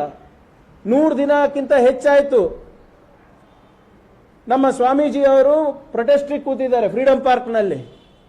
ಜಸ್ಟಿಸ್ ನಾಗಮೋಹನ್ ದಾಸ್ ವರದಿಯನ್ನ ನೀವು ಜಾರಿಗೆ ತರಬೇಕು ಅಂತ. ನೀವು ಸರ್ಕಾರಕ್ಕೆ ಬರೋಕ್ಕಿಂತ ಮುಂಚೆ ನೀವು ರಕ್ತದಲ್ಲಿ ಬರ್ಕೊಡ್ತೀನಿ ಅಂತ ಹೇಳಿದ್ರಿ. ರಕ್ತದಲ್ಲೂ ಏನು ಬೇಡ ಸ್ವಾಮಿ, ನಮಗೆ ಸರ್ಕಾರದಿಂದ ಆದೇಶ ಮಾಡಿಸಿದ್ರೆ ಸಾಕು ಅಂತ ಸ್ವಾಮೀಜಿ ಅವರು ಹೇಳ್ತಾ ಇದ್ದಾರೆ. ಸದನದಲ್ಲೂ ತಾವು ಮಾತು ಕೊಟ್ಟಿದ್ದೀರಾ, ಮಾಡಿಸ್ತೀರಾ ಅಂತ ಅದಾಗಿಲ್ಲ. ಆಯ್ತು, ಅದು ಹಿಂಗ, ಅದು ಆಮೇಲೆ ನೋಡೋಣ ಬೇಕಿದ್ರೆ. ಆದರೆ ನಿಮ್ಮ ಸರ್ಕಾರದಲ್ಲಿ ಪರಿಷ್ಠ ಪಂಗಡದವರಿಗೆ, ನಮ್ಮ ಎಂಟೈರ್ ST ಕಮ್ಯುನಿಟಿದವರಿಗೆ ಇವರು ಅವಮಾನ ಮಾಡಿದ್ದಾರೆ. ಏನಂತ ಅವಮಾನ ಮಾಡಿದ್ದಾರೆ? ಇವರು ನಾಗರಿಕರೇ ಅಲ್ಲ, ಇವರು ಅನಾಗರಿಕರು, ಇವರು ಅಸಂಸ್ಕೃತರು ಅಂತ ಪಠ್ಯ ಪುಸ್ತಕದಲ್ಲಿ ಬಂದಾಗ ನಿಮ್ಗೇನು ಅನ್ಸಲ್ವಾ ಸರ್? ನಮ್ಮ ಈ ವಾಲ್ಮೀಕಿ ಸಮಾಜದಿಂದ ನಮ್ಮ ದೇಶದ ಸಂಸ್ಕೃತಿಗೆ ಅತ್ಯಂತ ದೊಡ್ಡ ಕೊಡುಗೆ ಇದೆ. ರಾಮಾಯಣ ಬರೆದವರು ವಾಲ್ಮೀಕಿಯವರು. ಶ್ರೀ ವಾಲ್ಮೀಕಿಯವರು ರಾಮಾಯಣ ಬರೆದಿದ್ದಾರೆ. ಇವರಿಗೆ ಬರೇ ರಾಮ ಬೇಕು, ವಾಲ್ಮೀಕಿ ಬೇಡವಾ? ವಾಲ್ಮೀಕಿಯ ಸಮುದಾಯ ಬೇಡವಾ? ಇದು ಪ್ರಶ್ನೆ ಮಾಡೋದಿಲ್ವಾ ಸರ್ ತಾವು? ದಯವಿಟ್ಟು ತಾವು ಇದ್ರ ಬಗ್ಗೆ ಕೇಳಬೇಕು. ಮುಂಚೆಯಿಂದಾನು ಬಿಜೆಪಿ ಅವರಿಗೆ, RSS ಅವರಿಗೆ ಬಾಬಾ ಸಾಹೇಬ್ ಅಂಬೇಡ್ಕರ್ ಕಂಡ್ರೆ ಅಲರ್ಜಿ ಇದೆ, ಅದಂತೂ ಸಾಮಾನ್ಯ ಮಾಹಿತಿ. ಬಟ್ ಈ ಮಟ್ಟಕ್ಕೆ ಹೋಗ್ತಾರಂತ ನಾನು ಅನ್ಕೊಂಡಿಲ್ಲ. ಇತಿಹಾಸದ ಪುಟದಿಂದಾನೇ ಡಾಕ್ಟರ್ ಬಾಬಾ ಸಾಹೇಬ್ ಅಂಬೇಡ್ಕರ್ ಅವರಿಗೆ ಕಿತ್ತು ಬಿಸಾಕಬೇಕಂತ ಒಂದು ಸಂಚು ನಡೆದಿದೆ. ಒಟ್ಟವರು ಅವರು ಒಂದು ಆಧುನಿಕ ಭಾರತದ ಸಂಸ್ಥಾಪಕರು ಅಂದ್ಬಿಟ್ಟು ಅವರಿಗೆ ಇತಿಹಾಸದ ಪುಟಗಳಿಂದ ಅಳಿಸಬೇಕು ಅಂತ ಒಂದು ಸಂಚು ನಡೆದಿದೆ. ಉದಾಹರಣೆ ಕೊಡ್ತೀನಿ ನಿಮ್ಗೆ. ಚೆನ್ನ ವಾಲಿಕಾರ್ ಅವರ ಕವಿತೆ ಬಾಬಾ ಸಾಹೇಬ್ ಅಂಬೇಡ್ಕರ್ ಅವರ ಮೇಲೆ ನೀ ಹೋದ ಮರುದಿನ ಅದು ತೆಗೆದು ಬಿಟ್ಟಿದ್ದಾರೆ. ಸೋಷಿಯಲ್ ಸೈನ್ಸ್ ಬುಕ್ನಲ್ಲಿ ಡಾಕ್ಟರ್ ಬಾಬಾ ಸಾಹೇಬ್ ಅಂಬೇಡ್ಕರ್ ಅವರ ಏನು ಅವ್ರ ತಂದೆ ತಾಯಿಯ ಹೆಸರು, ಅವ್ರು ಎಲ್ಲಿ ಹುಟ್ಟಿದ್ರು, ಯಾವಾಗ ಹುಟ್ಟಿದ್ರು, ಅವ್ರದ್ದೇನೇ ಅಂಶಗಳು, ಅವ್ರದ್ದೇನೇ ಮಾಹಿತಿ ಇದ್ರು ಅದು ತೆಗೆದಾಕ್ಬಿಟ್ಟಿದ್ದಾರೆ. ಡಾಕ್ಟರ್ ಬಾಬಾ ಸಾಹೇಬ್ರವರ ಮಹತ್ವವಾದಂಥ ಸಾಮಾಜಿಕ ಹೋರಾಟಗಳಾದಂಥ ಮಹಾಡ್ ಸತ್ಯಾಗ್ರಹ ಇರ್ಬೋದು, ಕಾಲಾರಾಮ್ ದೇವಸ್ಥಾನ ಪ್ರವೇಶದ ಹೋರಾಟ ಇರ್ಬೋದು, ಅದು ಕೈ ಬಿಟ್ಟಿದ್ದಾರೆ. ಯಾಕೆ? ಡಾಕ್ಟರ್ ಬಾಬಾ ಸಾಹೇಬ್ ಅಂಬೇಡ್ಕರ್ ಅವರ ನಿಲುವು ಹಿಂದುತ್ವ ಬಗ್ಗೆ ಇರಬಹುದು, ಜಾತಿ ವ್ಯವಸ್ಥೆ ಬಗ್ಗೆ ಇರಬಹುದು, ಅದನ್ನ ತೆಗೆದುಹಾಕಿದ್ದಾರೆ. ಯಾಕೆ ನೀವು ಡಾಕ್ಟರ್ ಬಾಬಾ ಸಾಹೇಬ್ರು ಸಂವಿಧಾನದ ಶಿಲ್ಪಿ ಅಂತ ಇರುವಂತ ಸಾಲಿದೆ, ಅದನ್ನ ತೆಗೆದುಹಾಕಿದ್ದೀರಾ? ಏನು ಈ ಸಂವಿಧಾನ ಹಂಗೆ ಬಂತ? ನಮ್ಗೆ 2 ವರ್ಷ 11 ತಿಂಗಳು ಉತ್ತರ ಕೊಟ್ಟಿದ್ದು ಡಾಕ್ಟರ್ ಬಾಬಾ ಸಾಹೇಬ್ ಅಂಬೇಡ್ಕರ್ ಅವರು ಸ್ಪೀಚ್ ನೋಡಿ ತಾವು. ಕೊನೆಯ ಸ್ಪೀಚ್ ನಲ್ಲಿ ಅವ್ರು ಹೇಳ್ತಾರೆ, ಬಹಳಷ್ಟು ಜನ ಸಹಕಾರ ಮಾಡಿದ್ರು ನಮ್ಗೆ. BN ರಾವ್ ಅವರು ಕೂಡ ಯಾರು ಅಡ್ವೈಸರ್ ಇದ್ರು, ಅವ್ರದ್ದು ಕೂಡ ಸಹಕಾರ ಇತ್ತು ಅಂತ ಹೇಳ್ತಾರೆ. BN ರಾವ್ ಅವ್ರು ಏನ್ ಹೇಳ್ತಾರೆ ಅದನ್ನು ಕೇಳಿ. ಡಾಕ್ಟರ್ ಬಾಬಾ ಸಾಹೇಬ್ ಅಂಬೇಡ್ಕರ್ ಅವ್ರು ಇರ್ಲಿಲ್ಲ ಅಂದ್ರೆ ನಾವು ಸಂವಿಧಾನ ರಚನೆ ಮಾಡ್ಲಿಕ್ಕೆ ಆಗ್ತಾ ಇಲ್ಲ ಅಂತ ಅವ್ರು ಹೇಳ್ತಾರೆ. ಆದ್ರೆ ಇಲ್ಲಿ ಏನ್ ಮಾಡಿದೀರಾ? ಬಾಬಾ ಸಾಹೇಬ್ ಅಂಬೇಡ್ಕರ್ ಅವ್ರ ಸಂವಿಧಾನ ಶಿಲ್ಪಿ ಅಂತ ತೆಗೆದ್ಬಿಟ್ಟು ಒಂದು ಬಾಕ್ಸ್ ಐಟಮ್ ನಲ್ಲಿ BN ರಾವ್ ಅವರೇ ಇದು ಸಂವಿಧಾನ ಶಿಲ್ಪಿ ಇದ್ದಂಗೆ ನೀವು ಬಿಂಬಿಸ್ತಾ ಇದ್ದೀರಾ. ಅವ್ರ ಅಡ್ವೈಸರ್ ಇದ್ರು, ಅವ್ರ ಕಾಂಟ್ರಿಬ್ಯೂಷನ್ ಬಗ್ಗೆ ಬಾಬಾ ಸಾಹೇಬ್ ಅಂಬೇಡ್ಕರ್ ಅವರು ಮಾತನಾಡಿದ್ದಾರೆ. ಅವರ ಜ್ಞಾನಕ್ಕೆ, ಅವರ ಒಂದು ಅನುಭವಕ್ಕೆ ನಾವು BN ರಾವ್ ಅವರಿಗೆ ಇದಕ್ಕೆ ನಾನು ತಕರಾರು ಮಾಡ್ತಾ ಇಲ್ಲ. ಆದ್ರೆ ಬಾಬಾ ಸಾಹೇಬ್ ಅಂಬೇಡ್ಕರ್ ಅವರು ಸಂವಿಧಾನ ಶಿಲ್ಪಿ ಅಲ್ಲ ಅಂತ ನೀವು ಹೇಳ್ತಾ ಇದ್ದೀರಲ್ಲ, ಕಾರಣ ಏನು? ಏನಕ್ಕೆ ಅಷ್ಟಿದು ಒಂದು? ಯಾಕೆ ಬಾಬಾ ಸಾಹೇಬ್ ಅಂಬೇಡ್ಕರ್ ಅವ್ರ ಬಗ್ಗೆ ಸದನದಲ್ಲಿ ಯಾವಾಗ ಬಾಬಾ ಸಾಹೇಬ್ರ ಬಗ್ಗೆ ಮಾತೆದ್ರೆ ಸಾಕು, ಕಾರಜೋಳ ಸಾಹೇಬ್ರು ಎದ್ಬಿಡ್ತಾರೆ, P ರಾಜೀವ್ ಎದ್ಬಿಡ್ತಾರೆ, ಮಹೇಶ್ ಅವ್ರು ಎದ್ಬಿಡ್ತಾರೆ. ಎಲ್ಲೋದ್ರಿ ಸ್ವಾಮಿ ನೀವೀಗ? Where are you people? ಮೊನ್ನೆ ಸಂವಿಧಾನದ ಬಗ್ಗೆ ತಿರ್ಚಿ ನಾವು ಅದೆಲ್ಲ ಅನಂತಕುಮಾರ್ ಹೆಗಡೆ ಅವ್ರ ಪ್ರಸ್ತಾವನೆ ಬಂದಾಗ ಇದೇ ರಾಜೀವ್ ಅವರು ಎದ್ದು ನಾವು ಖಂಡಿಸ್ತೀವಿ ಮಂಡಿಸ್ತೀವಿ ಅಂತ ಏನೇನೋ ಹೇಳಿದ್ರು. ಈಗೆಲ್ಲಿ ಖಂಡನೆ ಇದೆ ಸರ್ ನಿಮ್ದು? ಮಿನಿಸ್ಟರ್ ಆಗ್ಬೇಕಂದ್ಬಿಟ್ಟು ನೀವು ಸೇರ್ಕೊಂಡ್ಬಿಟ್ರ? ಮಹೇಶ್ ಅವರಂತೂ ಬಹಳ ಸುಮ್ಮನಾಗ್ಬಿಟ್ಟಿದ್ದಾರೆ. ಮುಂಚೆ ಅವ್ರ ಮಹೇಶ್ ಅವರ ಅನುಭವಕ್ಕೆ ನಾನು ತಲೆ ಬಾಗ್ಬೇಕಾಗ್ತದೆ. ಅವರು ಹೋರಾಟ ಹಿನ್ನೆಲೆಯಿಂದ ಬಂದಿರೋರು. DSS ಇರ್ಬೋದು, BSP ಇರ್ಬೋದು, ಹೋರಾಟ ಮಾಡ್ಕೊಂಡು ಅಸೆಂಬ್ಲಿಗೆ ಬಂದವರು. ಮುಂಚೆ ಅಂಬೇಡ್ಕರ್ ಅವ್ರ ಬುಕ್ ಇಟ್ಕೊಂಡು ಓಡಾಡ್ತಾ ಇದ್ರು, ಇತ್ತೀಚೆಗೆ ಸಾವರ್ಕರ್ ಬುಕ್ ಇಟ್ಕೊಂಡು ಓಡಾಡ್ತಾ ಇದ್ದಾರೆ. ಅದಕ್ಕೆ ಸ್ವಲ್ಪ ಎಲ್ಲೋ ಆಲೋಚನೆ ಬದಲಾವಣೆ ಆಗಿದೆ ಅಂತ ನನಗೆ ಅನುಮಾನ ಆಗಿದೆ. ಯಾಕಂದ್ರೆ ಇವರು ಮೊನ್ನೆ ಈ ಮತಾಂತರ ಕಾಯ್ದೆಯನ್ನ, ನಿಷೇಧ ಕಾಯ್ದೆಯನ್ನ ಬಂದಾಗ ಎದ್ದು ನಿಂತು ಬೌದ್ಧ ಧರ್ಮದ ಬಗ್ಗೆ ಮಾತಾಡಿದ್ರು ಯಾರು? ಮಹೇಶ್ ಸಾಹೇಬ್ರು. ಆದ್ರೆ ಈ ಪಠ್ಯ ಪುಸ್ತಕದಲ್ಲಿ ಬೌದ್ಧ ಧರ್ಮದ ಬಗ್ಗೆ ಮತ್ತೆ ಜೈನ ಧರ್ಮದ ಬಗ್ಗೆ ಏನ್ ಮಾತನಾಡಿದ್ದಾರೆ, ಏನ್ ಬರ್ದಿದ್ದಾರೆ ಗೊತ್ತಾ? ಇದರಲ್ಲಿ ಇವೆರಡೂ ಕೂಡ ಧರ್ಮನೇ ಅಲ್ಲ ಅಂತೆ. ಇದು ಕೇವಲ ಮತಗಳು.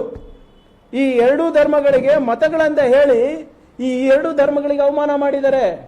ಮತ ಅಂದ್ರೆ ಏನು? ಧರ್ಮದ ಕೆಳಗಡೆ ಬರುವಂತದ್ದು. ಅದಕ್ಕೆ ಅಲ್ಪ ಅರ್ಥ ಇದೆ. ಧರ್ಮ ಅಂದ್ರೆ ಬ್ರಾಡರ್ ಸೆನ್ಸ್ ಇದೆ. It's a religion. They have reduced Buddhism and Jainism to a very small sect under Hinduism ಅಂತ ಅವ್ರು ಬಿಂಬಿಸ್ತಾ ಇದ್ದಾರೆ. ಅವರು RSS ಅಜೆಂಡನ ಇದು ಮಾಡ್ತಾ ಇದ್ದಾರೆ ಈಗ. ಮತ್ತೆ ಅವರು ಯಾವ ರೀತಿ ಸಂಬೋಧಿಸ್ತಾ ಇದ್ದಾರೆ ಅಂದ್ರೆ ನಿಮ್ಗೆ ಆಶ್ಚರ್ಯ ಆಗುತ್ತೆ. ಭಗವಾನ್ ಮಹಾವೀರವರಿಗೆ ಮತ್ತೆ ಗೌತಮ್ ಬುದ್ಧರಿಗೆ ಅವರ ಸಂಬೋಧನೆ ನೋಡಿ. ಈ ಸಮಿತಿದವ್ರದ್ದು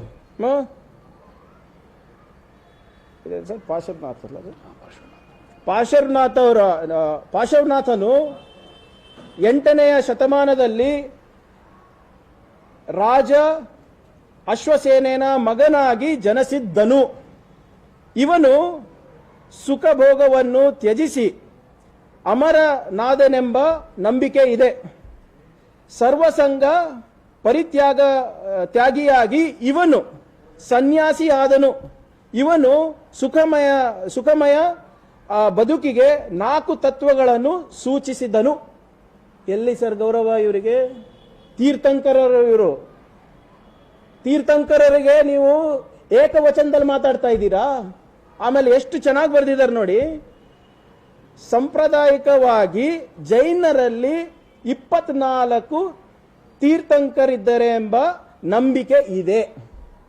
ಅವ್ರು ಯಾರು ಇರಲಿಲ್ಲ ಅಂತ ನಂಬಿಕೆ. 24 ತೀರ್ಥಂಕರಗಳು ಇರಲಿಲ್ಲ ಅಂತೆ, ನಂಬಿಕೆ ಇದೆ ಈ ಸಮಾಜದಲ್ಲಿ ಅಂತ ಇವ್ರು ಹೇಳೋದು, ಈ ಧರ್ಮದಲ್ಲಿ. ಅಂದ್ರೆ ಇದೇನಾ ನೀವು ಕೊಡೋದು ಮರ್ಯಾದೆ ಅವರಿಗೆ? ತೀರ್ಥಂಕರಗಳಿಗೆ ನೀವು ಏಕವಚನದಲ್ಲಿ ಮಾತಾಡ್ತೀರಾ. ಶಂಕರಾಚಾರ್ಯರಿಗೆ, ಮಾಧವಾಚಾರ್ಯ ಅವರಿಗೆ ನೀವು ಅವರು ಅಂತ ಸಂಬೋಧನೆ ಮಾಡಿದ್ದೀರಾ. ನಮಗೇನು ತಕರಾರಿಲ್ಲ. ಅವರು ಸಮಾಜದಲ್ಲಿ ಬಹಳ ದೊಡ್ಡ ಕೊಡುಗೆ ಇದೆ ನಮ್ಮ ದೇಶದ ಸಂಸ್ಕೃತಿಗೆ, ಇಲ್ಲ ಅಂತ ನಾನು ಹೇಳಕ್ ಹೋಗ್ತಾ ಇಲ್ಲ. ಆದ್ರೆ ಅಲ್ಲಿಗೆ ಮರ್ಯಾದೆ ಇದೆ, ಇಲ್ಲಿಗೆ ಯಾಕೆ ಮರ್ಯಾದೆ ಇಲ್ಲ? ಗೌತಮ್ ಬುದ್ಧನ ನಂದೆ ಪ್ರಖ್ಯಾತವಾದ ಸಿದ್ಧಾರ್ಥನು 6ನೇ ಶತಮಾನದಲ್ಲಿ ಜನಿಸಿದ್ದನು. ಹೀಗೆ ಸನ್ಯಾಸಿಯಾದನು, ಬುದ್ಧನಾದನು.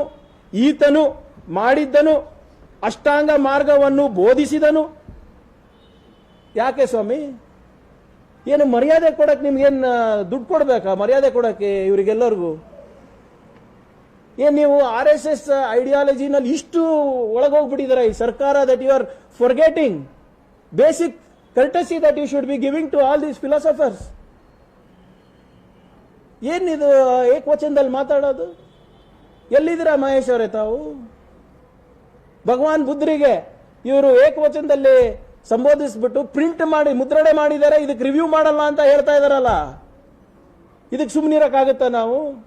ಇದು ಯಾಕೆ ನಾನು ಮೊದಲನೇ ಬಾರಿಯಿಂದಾನು ನಾನು ಹೇಳ್ತಾ ಇದ್ದೀನಿ, ಇದು ಕರ್ನಾಟಕದ ಅಸ್ಮಿತೆಯ ಪ್ರಶ್ನೆ, ಇದು ಅಸ್ಮಿತೆಯ ಹೋರಾಟ ಇದು. ಯಾಕಂದ್ರೆ ಕರ್ನಾಟಕ ಒಂದು ಶಾಂತಿಯ ತೋಟ ಇದೆ, ಸರ್ವ ಜನಾಂಗದ ಶಾಂತಿಯ ತೋಟ, ಕುವೆಂಪು ಅವರು ಹೇಳ್ದಂಗೆ. ಇದು ಯಾಕೆ ಕರ್ನಾಟಕದ ಅಸ್ಮಿತೆಯ ಹೋರಾಟ ಅಂತ ಹೇಳ್ತೀನಿ ಅಂದ್ರೆ, 6ನೇ ತರಗತಿಯ ಪಠ್ಯದಲ್ಲಿ ಕನ್ನಡ ಬಾವುಟವಿದ್ದ ಭುವನೇಶ್ವರಿಯ ಮೆರವಣಿಗೆಯ ಚಿತ್ರವನ್ನು ತೆಗೆದು ಹಾಕಲಾಗಿದೆ. ಬದಲಾಗಿ ಕೇಸರಿ ಬಾವುಟವನ್ನು ಕಾಣುವ ಧಾರ್ಮಿಕ ಮೆರವಣಿಗೆ ಚಿತ್ರವನ್ನು ಹಾಕಲಾಗಿದೆ. ನೋಡಿ, ತಾಯಿ ಭುವನೇಶ್ವರಿಯನ್ನ ತೆಗೆದ್ಬಿಟ್ಟು ಇವರು ಯಾವುದೋ ಬಿಜೆಪಿಯವರ ಮೆರವಣಿಗೆ ಫೋಟೋ ಹಾಕ್ಬಿಟ್ಟು ಭಾಗವತ ಧ್ವಜವನ್ನು ಹಾಕಿದ್ದಾರೆ. ಅಂದ್ರೆ ನಮ್ಮ ನಾಡಕ್ಕಿಂತ ದೊಡ್ಡದ ತಾಯಿ ಭುವನೇಶ್ವರಿಗಿಂತ ದೊಡ್ಡವರ ಇವರು? ಇಲ್ಲಿ ನೋಡಿ, ಇಲ್ಲಿ ಮೆರವಣಿಗೆನಲ್ಲಿ ಭಾಗವತ ಧ್ವಜ ಇದೆ. ಏನಿದು? ಎಲ್ಲರಿಗೂ ಇನ್ಸಲ್ಟ್ ಮಾಡ್ತಾ ಇದ್ದೀರಲ್ಲ. ಇದು ತಾಯಿ ಭುವನೇಶ್ವರಿಗೆ ಅವಮಾನ ಅಲ್ವಾ? 6 ಕೋಟಿ ಕನ್ನಡಿಗರಿಗೆ ಅವಮಾನ ಅಲ್ವಾ? ಭಾಗವತ ಧ್ವಜನೇ ನಿಮಗೆ ಕನ್ನಡ ಧ್ವಜಕ್ಕಿಂತ ಹೆಚ್ಚಾಗ್ಬಿಡ್ತಾ ನಿಮಗೆ? ಕರ್ನಾಟಕದ ಐಡೆಂಟಿಟಿ ಏನಿದೆ ಅಂತ ನಿಮ್ಗೆ ಮರ್ತೋಗ್ಬಿಟ್ಟಿದ್ಯಾ ಈಗ? ಸೊ ಆದ್ರಿಂದ ನಾನು ಅದಕ್ಕೆ ಹೇಳ್ತಾ ಇದ್ದಿದ್ದು, ಕರ್ನಾಟಕದ ಅಸ್ಮಿತೆಯ ಹೋರಾಟ ಇದೆ. 1 ಕೋಟಿ ನಮ್ಮ ವಿದ್ಯಾರ್ಥಿಗಳ ಭವಿಷ್ಯವನ್ನ ಹಾಳು ಮಾಡುವ ಇದೊಂದು ಪ್ರಾಮಾಣಿಕ ಪ್ರಯತ್ನ ಮಾಡ್ತಾ ಇದ್ದಾರೆ ಇವರು.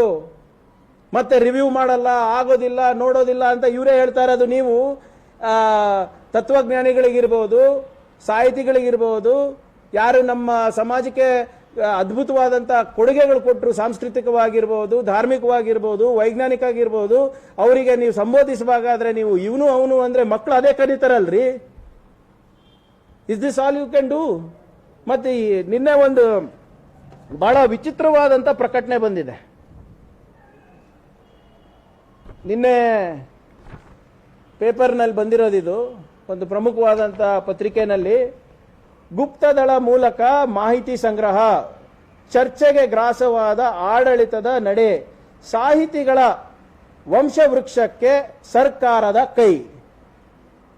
ಏನ್ ಮಾಡ್ತಾ ಇದೆ ಸರ್ಕಾರ? ಯಾರ್ಯಾರು ಸಾಹಿತಿಗಳು, ಲೇಖಕರು, ಲೇಖಕಿಯರು ಇದು ನಮ್ಮ ಲೇಖನಗಳ ಅಥವಾ ನಮ್ಮ ಕವಿತೆಗಳನ್ನು ನೀವು ಪಬ್ಲಿಷ್ ಮಾಡಬೇಡಿ ಅಂತ ಪತ್ರ ಕೊಟ್ಟಿದ್ದಾರೆ, ಇವ್ರ ಹಿಂದೆ ಇವತ್ತು ಇಂಟೆಲಿಜೆನ್ಸ್ ಏಜೆನ್ಸಿ ಬಿಟ್ಟಿದ್ದಾರೆ. ಅವರ ವಂಶವೃಕ್ಷ ತೆಗಿತಾ ಇದ್ದಾರೆ, ಅವ್ರ ಊರ್ನಲ್ಲಿ ಹೋಗಿ ಕೇಳ್ತಾ ಇದ್ದಾರೆ ಏನ್ ಕೆಲಸ ಮಾಡ್ತಾ ಇದ್ದಾರೆ, ಯಾಕೆ ಮಾಡ್ತಾ ಇದ್ದಾರೆ, ಹೇಗ್ ಮಾಡ್ತಾ ಇದ್ದಾರೆ, ಅವ್ರ ಆದಾಯ ಎಷ್ಟು ಅದಂತ. ಈರಪ್ಪ ಕಂಬಳಿ ಸಾಹಿತಿಯವರು, ಯಲಬುರ್ಗದವರು, ಅವರು ನಿನ್ನೆ ಒಂದು ಕೋಟ್ ಕೊಡ್ತಾರೆ, ಬಹಳಷ್ಟು ಹೇಳಿದ್ದಾರೆ. ಇದು ಒಂದು ಲೈನ್ ಓದ್ಬಿಡ್ತೀನಿ. ಇದಾದ ಬಳಿಕ ಅಂದ್ರೆ ನಾವು ಸರ್ಕಾರಕ್ಕೆ ಲೆಟರ್ ಕೊಟ್ಟಿದ್ದೀವಿ ನಮ್ಮ ಲೇಖನೆಯನ್ನ ಹಿಂಪಡಿಲಿಕ್ಕೆ.